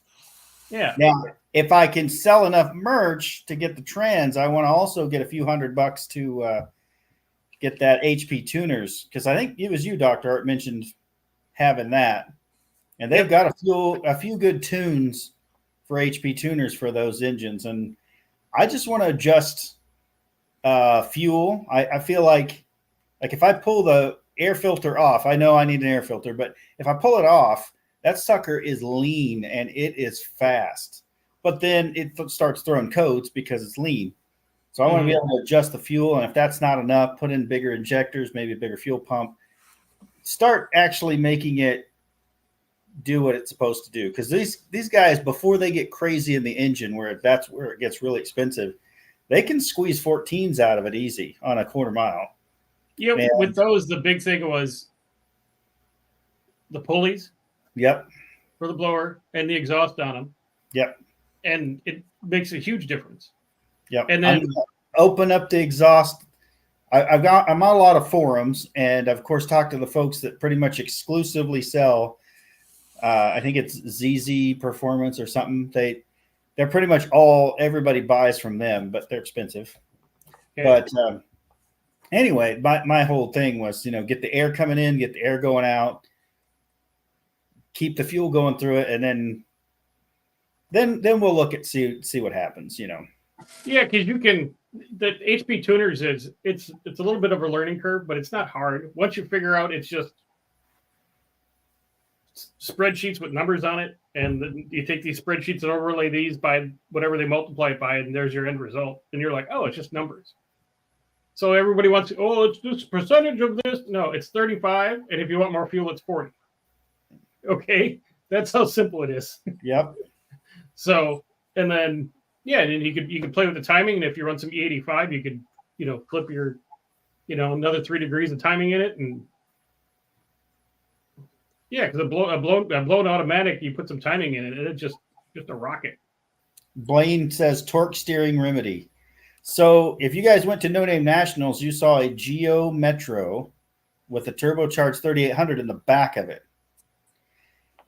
My remedy would be I would go find an identical GTP, Grand Prix, it doesn't matter. Whatever, it's going to look identical to the one I have.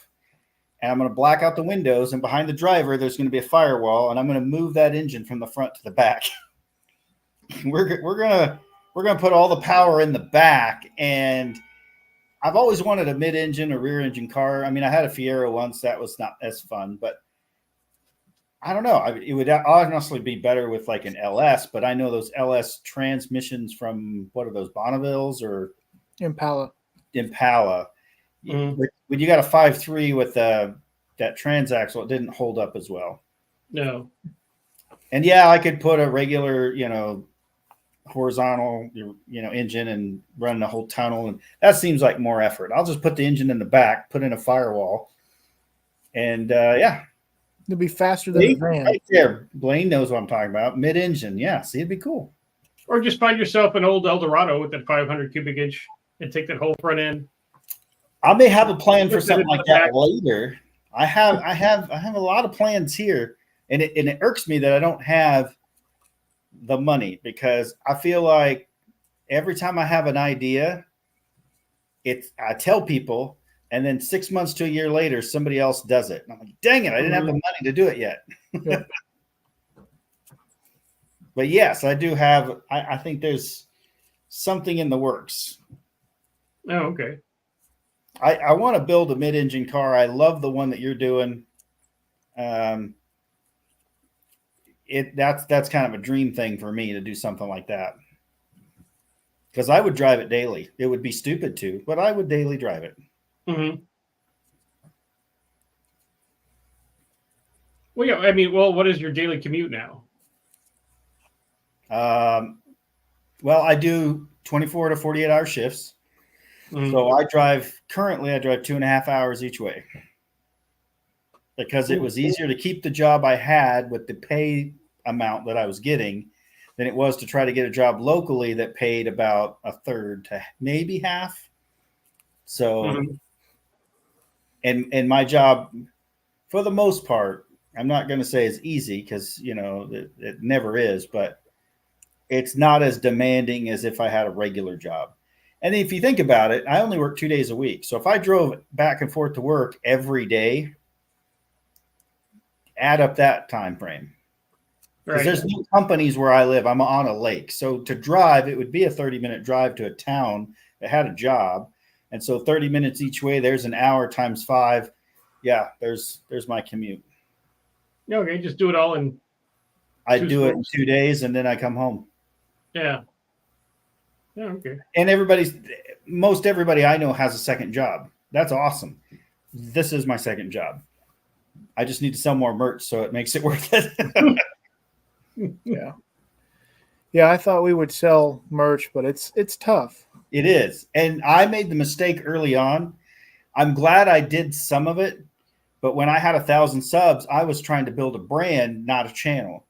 And unfortunately, as much as I built the brand, the channel kind of suffered. So you got guys like Dalton and who is it? Chris Birdsong. Those guys, they built their channels. Their channels are doing really well. And then their brand is now playing catch up. Dalton just now got a decent merch guy, got good quality stuff going out. His sales were more in 1 month than mine have been in the last 2 years, just for 1 month. And that's because he built his channel first and now his brand is taken off. I did it the other way around. So I've got the brand down. We've got the LLC. We've got the, you know, the old TMs and all that. But at the same time, you need the channel to support the brand so you have exposure. And I've got a lot of subs. Yeah. But I don't have those die-hard guys that are watching every video. Because I'll get a 20,000 view video, and then the next video will be 1,000. And I'm going, Hey, well, 1,000 is good for me. That's for damn sure. I love my 1,000. What did I miss? You know, this one hit the algorithm and took off. This one's just kind of. Well, I don't have there's only a few videos that I have that are over 1,000 views. So, and I've gotten lucky. I'm consistently getting 1,000 views almost per video. Like not every video, but we're damn near hitting 100% 1,000 view rate. So things are looking up, brother. Levi, you just got to keep at it, brother. Yeah, that is it. You just got to keep at it, and you watch your videos. Evergreen content's important because I've got ones that I actually got made fun of. Kevin from Junkyard Digs made fun of me about my GTP video where I took a bus, went to Texas, got the GTP, drove it home. He's like, did you really do a revive and drive on a 98 GTP? I'm like, I did, because it was free and it was a free video. And that one is every single week gets views every week and comments every week. And it's have a ridiculous amount of views, but it's consistent. And so every time someone makes fun of it, I go, really? Because this was the check I got last month from that video. Well, my channel's based around drag racing, and you can only do that March through maybe September, really, and then it's kind of over for me. Yep. So that's my window of good content, and then the winter months is just updates, basically. I don't do anything else, really. Blaine, no, a trust doesn't own my LLC. Yeah, nobody owns my LLC. I'm my own LLC. Yeah. Oh, it is. And somebody else asked if I do merch, and I mentioned it early in the video, but I was using a third party for my merch. Very unhappy with them. I had paid someone early on to do my merch, and that's really what screwed me. Is who's got $2,000 to spend on just a handful of merch in the beginning? Right. Nobody. But I had a windfall because we wrecked one car. I bought another. I had a little bit extra. I bought merch. I sold it all, but it took a year. So you're not getting a good return on that. So then when I went to do it again, I was getting decent sales from that third party, but the quality wasn't there. The shipping wasn't there. It was just bad. And so I hooked up with somebody here local in Oklahoma. They said, I don't want to make all your shirts, but they would make all of the transfers which is I just forgot what it was called now. Anyway, it's DTF. direct to Or vinyl. DTG, direct to garment. No, not to garment. It goes on this big piece of plastic. So they ink it onto this plastic, and then they put the little film over it, and they give it to me. And I've got a big T-shirt press thing, and so I order the shirts myself. So instead of a $3 Gildan, this is a $6 shirt. These hats are the Richardson 112s that everybody wants. I also got Flex Fits now, but the lady that did this hat, she charged me $20 a hat plus another $5. Well, for this thing. Yeah. And so I'm not paying that for these. I get them in bulk, so I get them at a better discount. But Well, who's going to pay $30 for a hat? well, that was my problem. Is I had these beautiful hats and nobody would buy them because they're too expensive. I ended up selling them all, but now I got the price down to what everybody else is charging, which is $20 or $25, something like that. Yeah. People will buy a hat that's $20 or $25. And that's after I got to put the ink on it. I've got to buy the special hat box for it. So it'll ship out that way, not get crushed. And I'm not making a ton of money on a hat, but it's a lot more than it was. Yeah. Like my T-shirts that I sell at the track, I'm making like $4 off of. Right. That's more than I ever made on merch. Most of my shirts I was making $1 or $2, and the hats were almost break even. Almost completely. Somebody asked what this is. I'm gearing up to do merch too, Levi. Like I'm getting stuff made, getting designs made to put on shirts and shit right now. So The way I did it was like, I don't want to pay $20 for a shirt. Why should I make my viewers or Right. The only reason why I stuck to that is because I upgraded the quality of shirt, and then this is what we're talking about. So it's on like a Ooh, I piece like that. of vinyl type paper, and it's actually gritty. But then this is the ink side of it, and they print it on there, and then Man, I need to find Press them someone on. that does that. that was the hard part. I had to find somebody that did that. Because I got the heat press, and I mean, we got a vinyl cutter, but we can only do one color. The other thing I'm going to do is next time on hats, there's a local embroiderer here, and I'm going to have her make me patches.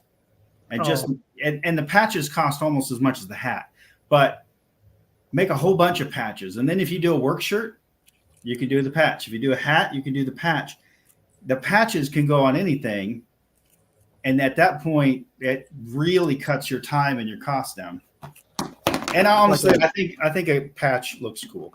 A patch is like that sewn on, or like one of those. Well, you can use this machine, and it has the same kind of glue. It's like an iron-on, but it's not. And this machine will heat it up to the point the glue seeps into there, and it won't come off. It's professional. Like this machine's pretty cool. It'll do like coffee mugs too. It was a couple $100. It wasn't cheap, but It does. hopefully make that back later. Oh yeah. Well, I mean, even with our merch, we've made our money back on the stuff that we use. Yep. And I mean, we're not selling huge amounts either. So I think at some point, I mean, I of course still want to grow my channel and stuff, but I think that there's an opportunity to help out some of the smaller channels that do want to do merch. I can see myself, because I have all the programs to design logos and stuff. So if somebody gives me something they want to do, I can have all those prints made, and then I can just kick out shirts all day long. I'll show you one that I got made up.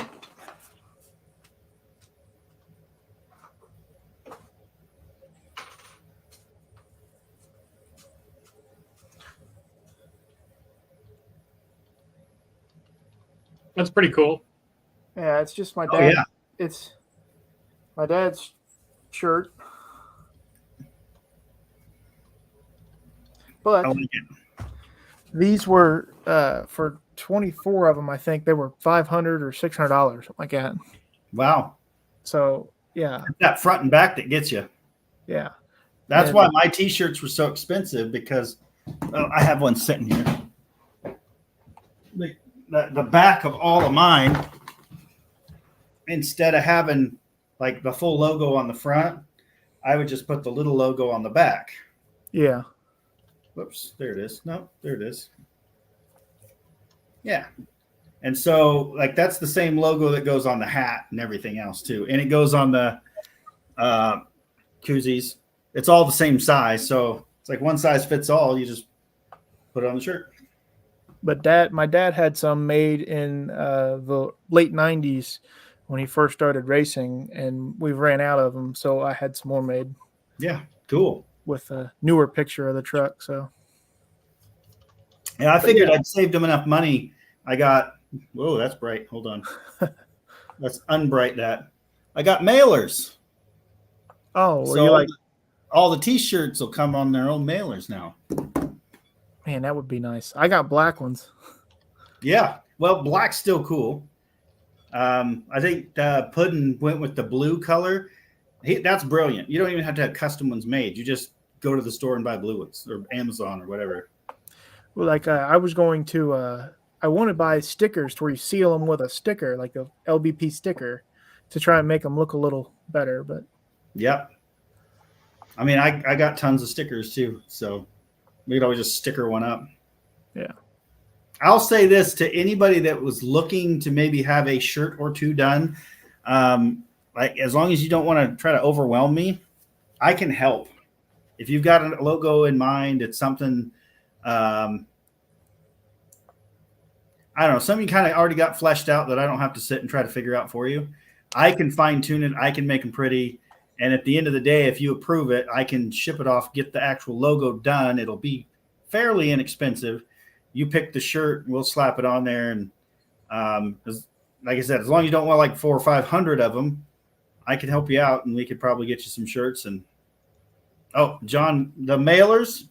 So right now, all of my stickers are coming out of Sticker Mule. Sticker Mule. I only use them because I used them in the beginning. It was fast. I could order my stickers within, honestly, 30 seconds. Anytime I want to order stickers, I hit reorder and it's done. And they now make mailers, which I thought was cool. If you remember No Name Nationals, the first one, I had a huge banner on the back of my car, and Sticker Mule made that one too.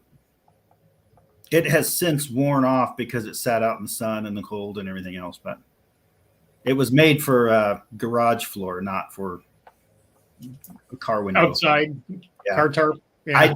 I didn't even wash the window before I put it on. I just put it on. Mm-hmm. Are they pretty affordable, Sticker Mule? I think so. There are guys that get them a lot cheaper.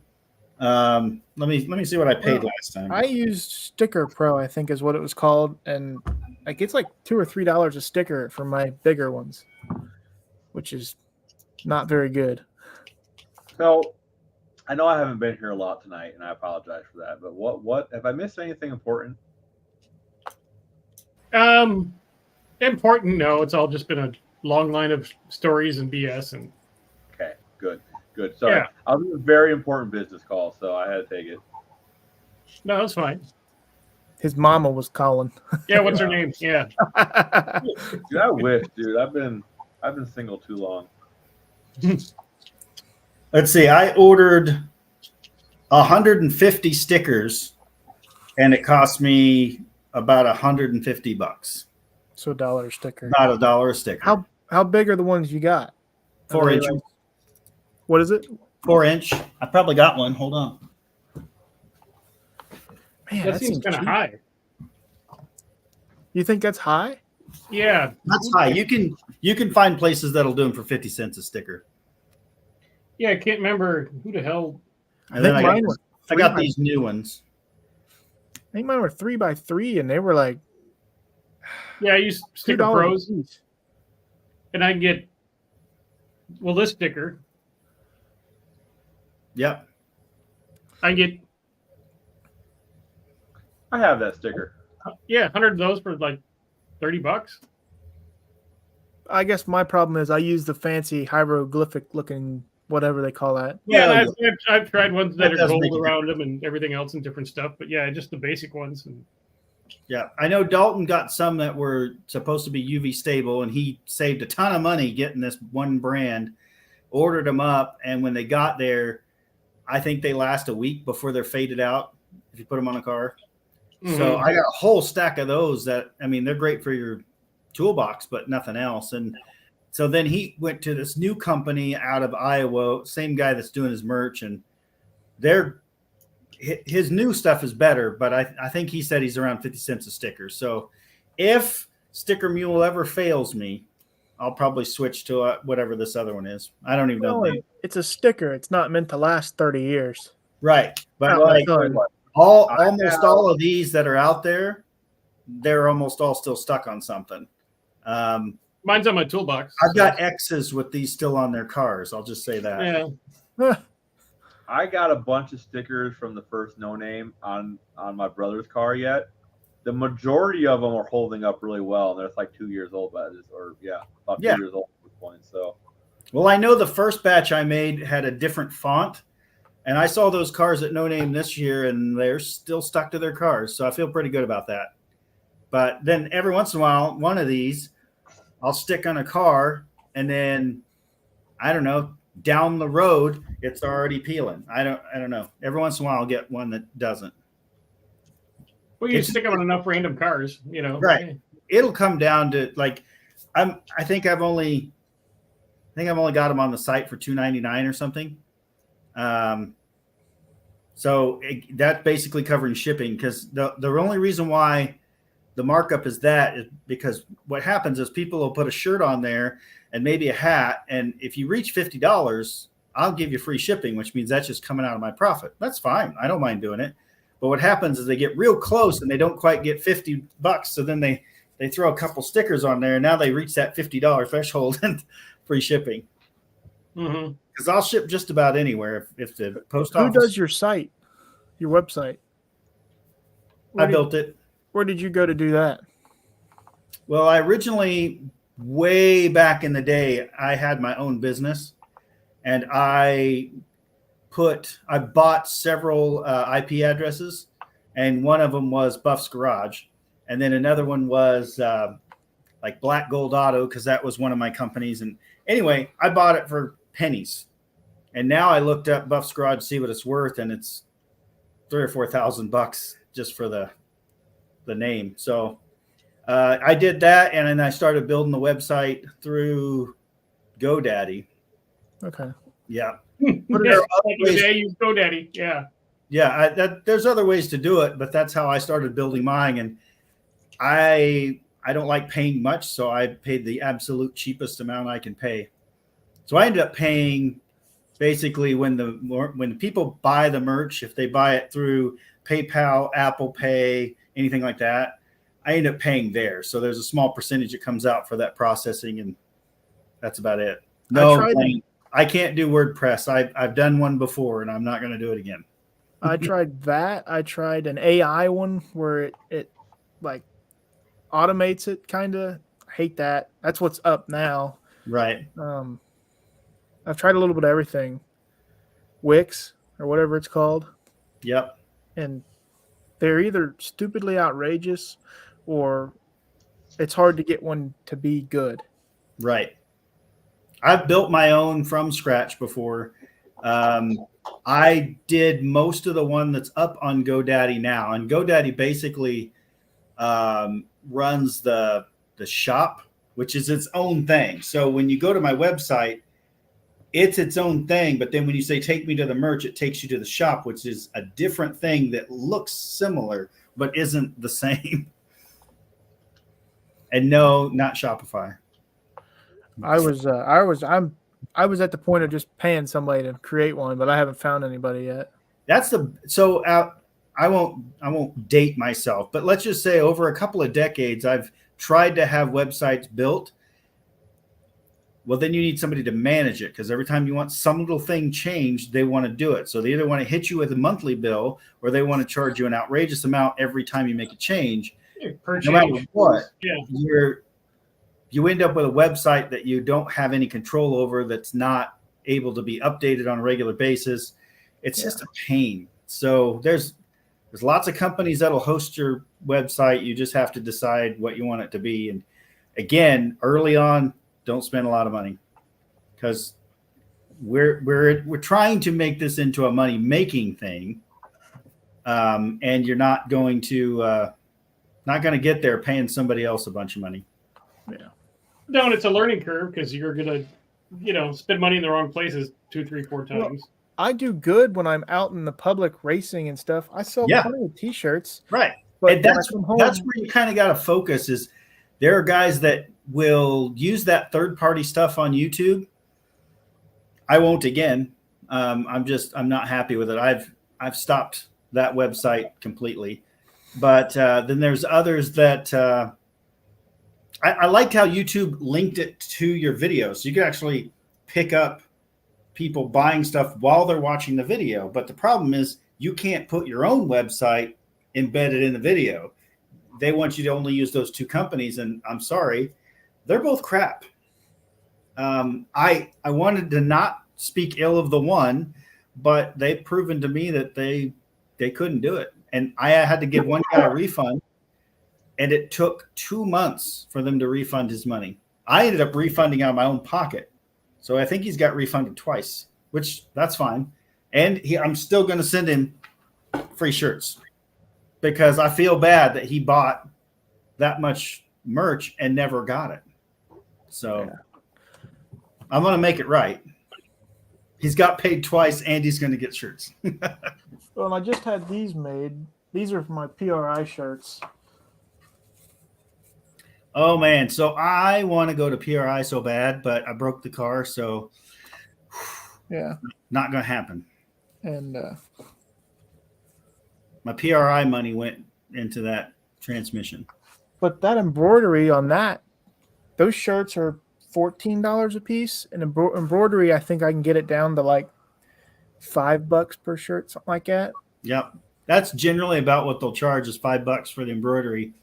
But I can always get the shirts cheaper. That's the thing. This is buy a few more. Yeah, this is just buying them off Amazon for us. Right. Yeah. Yeah. That's where I learned with these is I bought these more expensive shirts, and people are really big on Gildan. They're like, oh, get the Gildan this, get the Gildan that. And I'm like, nope, I picked up this shirt. I love this shirt. It's comfortable. It's cut different than a regular T-shirt. And I got Finnegan's approval. He likes the shirts. So if Mike Finnegan likes the shirts. He's a T-shirt snob. Then I'm pretty good. Slingshot. Look for a big bright orange shirt when you're there. Yeah. I'll be there all 3 days. Levi, what were you saying earlier about when winter hits? Did you say that's kind of like you're slow when it comes to videos and you slow down a lot? So all of my content besides 3 vehicles, all are based around racing. Right. Okay. And racing is from March until roughly September. This is what I've been trying to do, and I have a video idea for you. So in the winter, I've been trying to like shift gears into doing, I hate to say it like this, Uncle Tony style content. Okay, where he tells a story or he gives his opinion on something. All right. So I just did it the other day with that Cleveland and LS head video, right? Yeah. So that's what I've been trying to do a lot in the winter. So here's my idea for you, okay? Earlier I mentioned how Motor Trend blew that LS up, right? Yeah. It was actually on an episode of Hot Rod Garage that they do. And it's only like 12 episodes. You should be able to figure out which one. And then you can go torrent it and download it for free somewhere. Not that I condone that. But my point is go watch that episode and then make a video talking about how they fucked up. You're very knowledgeable about the LS platform. You're very knowledgeable about why they blew it up and how they blew it up and how they're idiots, right? So sit down in front of your camera and talk about that episode of Hot Rod Garage. And that's the perfect kind of winter content for you. It gets you content out there. You're talking about something you know a lot about. It links over to Motor Trend in some way. So if you don't use their sound, you can use about 3 to 4 seconds a clip that they have. If you sneak it in there without getting. I just don't want to talk ill will about somebody. That's my problem. You're not ill will about anybody. You're just giving a different opinion. And see, that's the thing. I made a whole new channel so I could do stuff like that. I'm trying to keep this channel that I'm on now more just get the car going or keep the car going kind of channel. And then I do a lot of other stupid stuff, and I got flat out told by the bigger channels, make a second channel for that. I mean, they said it was cool, make another channel for that. I'm like, oh, okay. So I've got content ready to go on it, but I haven't fully launched it. It's out there. But yeah, I'm going to go full bore. You're not talking bad about anybody. Right. Like that's not the idea. They're putting bad information into the community. Okay. A lot of these guys that look at Motor Trend and watch Motor Trend, they aren't that knowledgeable. They're looking, and then they get the idea in their head that LS bottom ends are glass, and you gotta buy. This is why all these people. Yeah, you got to get the Texas Speed, blah blah blah, and this Brian Tooley crap. They'll buy a perfectly running LS out of the junkyard that they can slap a turbo on and run for 10 more years. But they tear it all apart, and they got to go get all machined, and they fuck it up, and it never goes back together. This is why people do that, because they watch this shit in Motor Trend. And I want to say, I'm friends with somebody that was just working through a TV deal, and it was a lower level TV deal. And they flat told him, they said, we want you there. We want you to do this. And he goes, well, how much time do I get for each build? All this kind of stuff. And they said, no, it's 100% sponsored. So you're going to show up, you're going to shoot your shots. And then we have a whole production team that's going to not only build the vehicle, but then also do all the cuts, edits, and put the show out. And you're just there to be there, to act like you did it when you don't actually do anything. And I was like, yeah, that sucks. And I know that's what a lot of them do, is they're gone and then they come back and the car's built. But that's what Roadkill was. That's what Roadkill was for all them years. Like, they looked like they were doing it. And I'm sure Dulcich got in there every now and again and helped, but they weren't doing all the work. And they had a whole crew following them, and 5 different chase cars. And at least Finnegan, at least when I've talked to him, he's been fairly honest about that. And he's like, no, they do some of it, absolutely. But then they have a whole team. I mean, if you went to Arizona or anything like that, where they're filming while the event's going on, you're seeing what's happening. They're standing there talking to the fans, and there's guys back here doing all the work. I mean, even Derek did put his own hands on some stuff, but he had a whole team doing the rest of it.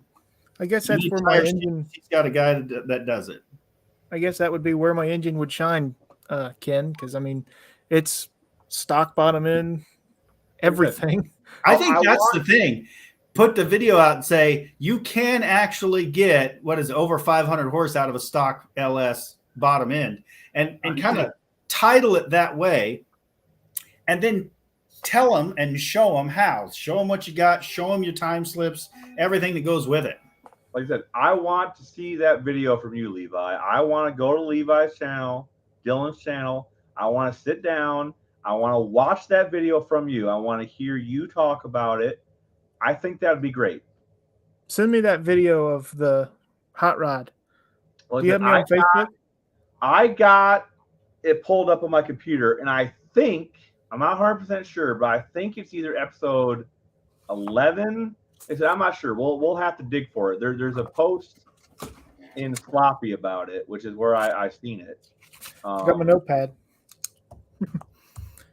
But I mean, yeah, they're ridiculous. Look at my junk. It's straight up 200,000 mile truck motor with decapped injectors. The same injectors that came out of that truck that were decapped and clean. Elgin cam, pack springs, and an eBay turbo. I mean, that's what my engine made 800 according to the ET slips. There you go, Levi. Check the private chat, man. There's 2 links in there. One of them's to the Sloppy post that talked about the build and it blowing up, and then the other one is about the actual program on Motor Trend that the episode was in. So, okay, thank you. Yeah, I think that'd be great. And that's, like I said, once it gets cold out and you can't be in the shop a whole much, talk about shit you know. Talk about shit that you know. The good thing is it's broke, so I will have footage of that, me fixing it. But like until I get all the parts here, I can't do anything. Well, but you can talk about it, and you can show them how you did it. Yeah, absolutely. You know, dude. And like I mean, Tony- OJ even wrote a book about how he did it when he claimed he didn't do it. So I mean, anybody can write. That's anybody can do impressive. anything. Yeah. Like, here's another one. Tony was super impressed that you got your damn car to do what it's doing. Talk about how you made it do what it's doing. Do a whole video on it. Like how I made suspension that isn't supposed to work. Do this. And then have the thumbnail a picture of your time slip, you know? You're getting good times out of a big car. Yeah, with a crappy suspension. That's right. Yeah. Yeah, I think I guess I could do that videos. I'm not a good explainer. I don't talk very well. You don't have to. Then what You're you lying. what the best thing to do for that? Don't put a lot of emphasis on trying to get it scripted and right. And again, watching the bigger YouTubers, I learned half of it is whether it's your phone or your camera, whatever you're using. You kind of get out what you want to say, and then you do the thing you're about to do. You get it done, and you can film while you're doing it. Dalton is completely like renegade when he does it. He's got his camera out, and he might shoot a couple of time lapses, but for the rest of it, he'll go, okay, well, we just spent an hour doing this. You didn't see it, but we did it, and here's the result.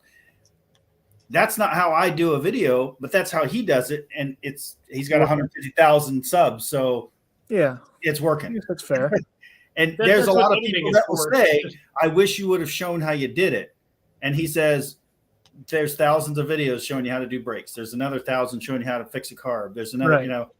He's just getting you from point A to point B. And so he's kind of a storyteller instead of an actual mechanic. He is a mechanic, no doubt, but it's how you want to do it. And I think taking the idea without talking bad necessarily, just saying, hey, there's different people out there saying you can't do this with a stock bottom end. Let me show you what I did and how I did it. And yeah, yours is broke, but tell them why. Tell them how you broke it. Yeah. Look Well, at Spotty Mustangs or something. I don't know. And you explain shit fine. You explained to Tony your whole setup. Oh yeah, And he Just understood fine. every word of No it. issues. And we the all guys understood that want every to word. build one will know what you're saying. You explain shit just fine. Yeah. well, how I'll explain it broke was when it all began, when we put the motor in the car and tried getting it running, the O-ring for the oil pump was sliced. So there's no oil pressure. We didn't know it. We didn't know it was sliced. So we're sitting there trying to figure out. So it's got 10 minutes of the engine actually idling, running, revving, trying to figure out why I don't have oil pressure. Perfect. And it Yes. lasted 4 years, over 10 pounds of boost. So Yep. I'm going to, first time I turbo this van, we're going to watch all of the oil eject out of it. And we're going to find every single, spot where oil is going to come out of it.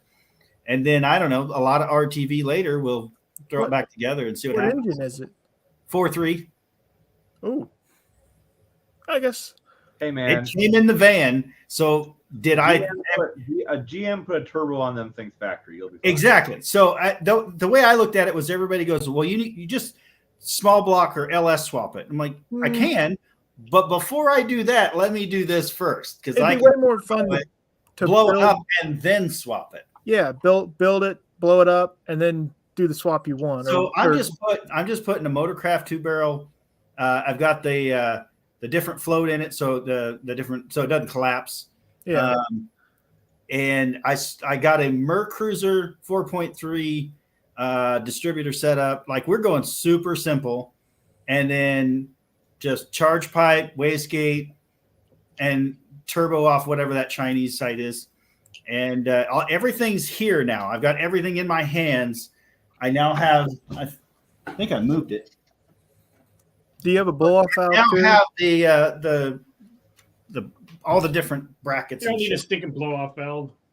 Well, I was just thinking the back spinning the turbo, but I mean, with what I you're do doing, not- you probably I- don't care. I did not purchase a blow off valve, but I do have wastegate and all that. So You'd be all right. yeah, it'll be fine. It's carb. I got all the stuff to put the turbo on my Iron Duke. So Yeah, I guess I'm always in the mindset of race cars. So like when people start talking about like builds like what you're talking about, it's like, oh, you need this and this and this. And I'm like, wait a minute, they're just wanting to go out and have fun and do burnout. I'm just going to go out. He just wants to do 6 pounds of boost on a 4.3. Yeah, who gives Yeah, a I shit? bought the the little locker. We were going to Lincoln locker it before we went to No Name, and Chad didn't want to go through all that. We had enough trouble putting 235s on those 9-inch rims, setting them on fire and stuff. So it's like, I was like, let's Lincoln locker the back end before we go. And he's like, nah, I just don't want to do it. And it's his welder. I'm not going to, whatever. So he did a one-wheel peel at No Name, but I've got the spool now, the mini spool. So not only are we going to destroy the engine, maybe the 700 R4 that's in it, but definitely the rear end. It's already unhappy because I took it after that burnout to Arizona and back, and it's making some funny noises back there now. Turn the music up louder. You're fine. It doesn't have a radio. Hey, Doc, do you mind if I plug my Facebook page real quick? No, go ahead. Do what you got to do. All right. Your Cool. cuts. Yeah, your cuts in. Go ahead. Oh no, well yeah, that too. All right, so we're gonna plug a bunch of shit. Everybody who watches my channel or who doesn't watch my channel, first of all, go subscribe to Tall Garage on YouTube, right? Big thumb up there. But better yet, go to Facebook if you're on Facebook, that is, and check out the Tall Garage a Facebook group. Not the page, the Facebook group, right? And in there is exciting things for you, the viewer. Okay, you get a 15% off discount on your first order from Cut Send, because we have partnered to help you guys do your projects more affordably. Also, there's exclusive Facebook-only content, a couple videos in that group for you guys to watch, and it's mostly troll stuff, but I think it's funny. So go check that out. I'd be much appreciated. And yeah, that's my pitch. So I want to have to use your Send Cut Send. I've been needing a 3D program, but I looked up a couple, and I got my you. lord, I got you. I've been using. It's free. It's called FreeCAD. And Okay. there's a bunch of tutorials on YouTube to learn how to use it. And if I learned how to use it, for the most part, you can learn how to use it. For example, the turbo parts for my Iron Duke I made on there. So there are no turbo headers for an Iron Duke, so I made a flange. Yeah. Got that from Send Cut Send, and I got some Schedule 40 pipe, and I've been welding up a truly masterful piece of art. So I looked into like some 3D modeling things, and the one company that I went with, they called me back, and I want to say it was over $7,000. for what? But I mean, I got like it's a whole program. Like it's probably meant for like a actual manufacturer. How good are you with computers, Dylan? On a scale from 1 to 10, like maybe a 6 or 7. Okay, perfect. Just get you a torrent and go download whatever program you want to test out. Okay, and then once you find the one that you like, you can buy it in the future. SolidWorks is a good one. Expensive as crap, but that's a good one. That's the one I was talking about. Yeah, super expensive. Don't buy that. Just don't do that. For the stuff you do, don't do that. Get FreeCAD, dink around with it a little bit. Yeah, I called them, or I asked to like for a quote or whatever, and then some guy called me and was like, "Hey, we're going to put you into one of our subsidiaries. He'll be able to help you." And I'm like, "Why don't you just give me a price to own the software so I can use it?" Well, nobody wants you to own it anymore. Yeah, I guess. Yeah, they That's want you to to rent buy a it. license. Yeah, I like to purchase the item and be done. And what I found is, editing, any of that, everybody wants their monthly fee. They don't want a one and done. Yeah. I'm bad. I bought Adobe Premiere Pro when I first started YouTube, but I've not regretted it ever. It's expensive. I have. torrented It's crashed so many of my videos that I switched to Filmora, and I wasn't on board with Filmora at first, but it took me about 3 weeks to switch from that Premiere Pro mindset. But once I did, man, I wouldn't go back. For me, it was cost, number one, and number two, it constantly wants to upload to the cloud. Well, I guess I've never had good internet, even though I paid a lot for internet. But Filmora doesn't do that. And I've had Premiere Pro completely lose an entire video several times to where you got to start from scratch. And when I look it up, it all says it has to do with how it's trying to cache a small amount for you to preview and all this, but it's not backing it up to my computer. It's backing it up to the cloud. And I couldn't get it to stop doing that. Man, For Filmora, it does everything onto my laptop because I built this laptop for this. It's a game laptop that then I added. It has a huge processor, but then I added more RAM, more hard drive, and a bigger video card after the fact. And so I only spent like $1,500 on the laptop, but then I spent another $1,000 putting new stuff in it. Yeah, I mean, I've not had any issues with. I mean, I pay $300 a year for it, but I use it for everything. Like, Right. I got Photoshop. I enjoyed having it. Yeah. But after it lost me a couple of videos that I spent Oh yeah. hours editing, days even. Some of them. Yeah, that would was make like, me mad. We're done. Levi, I had This one, every 3 to 5 minutes it saves. So I have lost videos and I'm scratching my head, just mad at the world. And if I dig through my computer, I can find the file, bring it back up. It's still there. That's nice. Mm-hmm. Levi, you shouldn't be buying anything though, dude. You're not making any money on this yet. Don't buy nothing else until you start making money. Well, I have a job for that, and I mean, even if I didn't use YouTube, I'd still use the apps on it Right. for personal use, like fun stuff. Mhm. But That's the other thing is get dual use out of everything. yeah, I Like mean, my that's cam- why my I do GoPros. PLC. Every one of my cars that's in every video is also doing other stuff. Yeah. Like it may be hauling trash to the thing, but I go out and I'll sit and like the other night I had dinner with Dalton and his girlfriend, and I'm like, hey, let's talk about YouTube for about 10 minutes. And all right, thank you for that check. It's tax deductible now. Yep. That's the one thing I haven't done yet is added this part into my actual business. Yeah, Because like I do more stuff on the physical side. right. Like you were saying, the first editing software I had, it was kind of doing the same thing. It would lock up, it would lose videos and stuff like that. I literally, because my office that I use up here for work and everything is on the second floor of my house, I threw that laptop out the window. I was so pissed off that I lost another video. And these were some of my first videos. They all sucked. They weren't worth getting mad about, right? But then I switched to, I've been using DaVinci Resolve since then, and no problems. I like Justin's idea. I guess you can get Autodesk Fusion 360 for free. Yeah. That's what I learned on. I went to a CAD program for a year. Yep, that's free, dude. It's good. It's good. But I mean, I haven't done that since like beginning of high school, so Like I said, I don't don't buy remember that. anything. Not for just tinkering on, dude. Not for just hobby shit. You don't need to be buying anything. There's plenty of free options. They'll do what you need it to do. Like I said, as far as editing software, I have a copy of Premiere Pro 2020 from a certain download site that I've been using the whole time, and it's fine. So It still works. Yeah. I'd love to make like with that SynCut Syn, I would love to make header flanges for weird engines.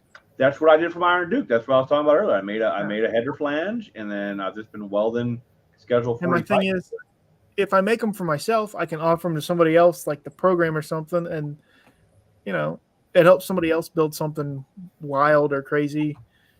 Or you could make a few dollars on it and sell the actual flanges. I don't know. I actually have a product that I want to sell on my eBay. The valve covers I got for the Ford 300 head.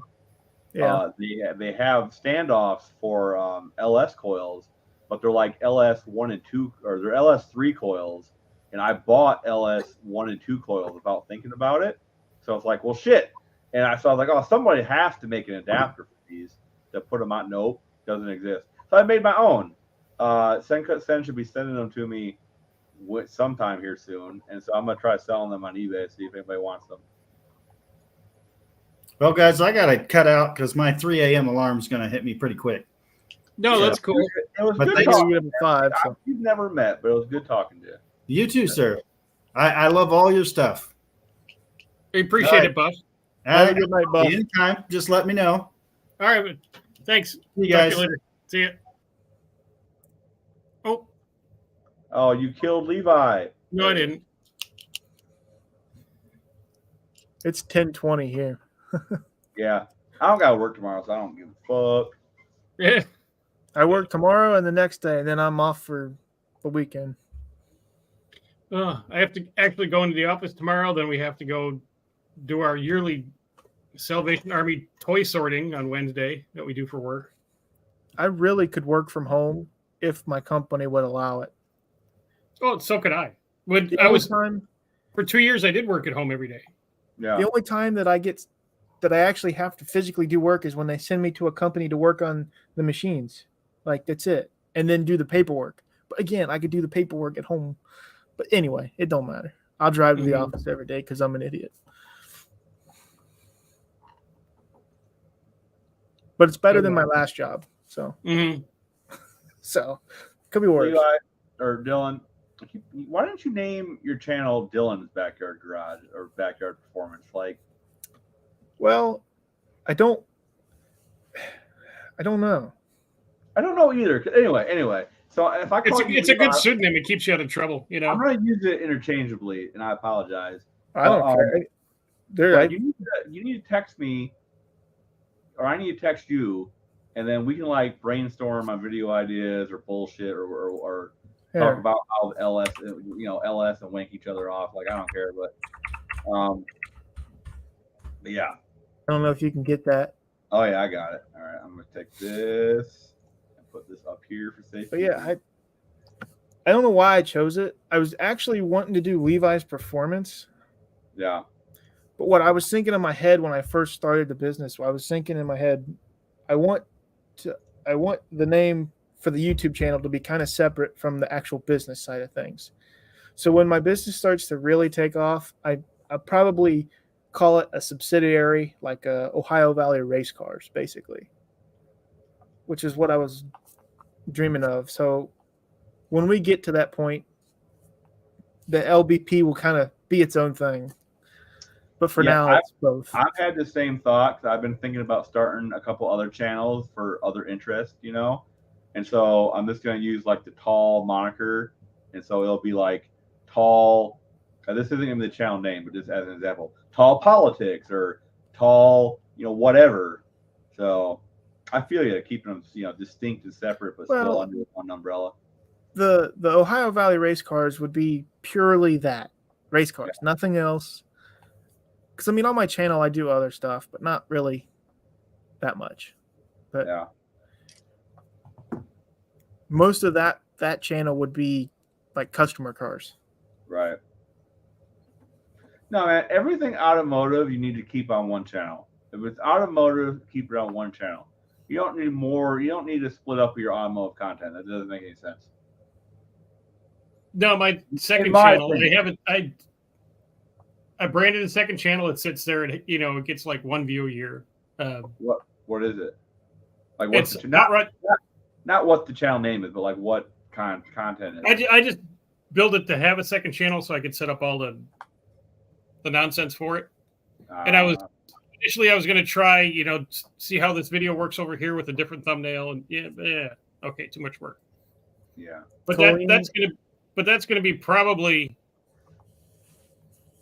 Because I do a lot of baking, and I can make killer pies, tarts, things, all this. You seem like the kind of guy that would have them kind of videos. You do, like you just got the look. Oh yeah, and I could pull it off. Yeah. And then it'd probably do better than my stupid channel, for this, but. But I was thinking about putting all it, the second, like you're saying, whole separate content. Do it someplace else. Colleen, yep. I'm about an hour and a half from there. If you're talking about Dayton, Ohio. So you're like Southern Ohio? Indiana. Oh, Southern Indiana. So you're what, by Evansville? Further towards Ohio. Evansville's like past Louisville somewhere, Kentucky. Okay. Somewhat.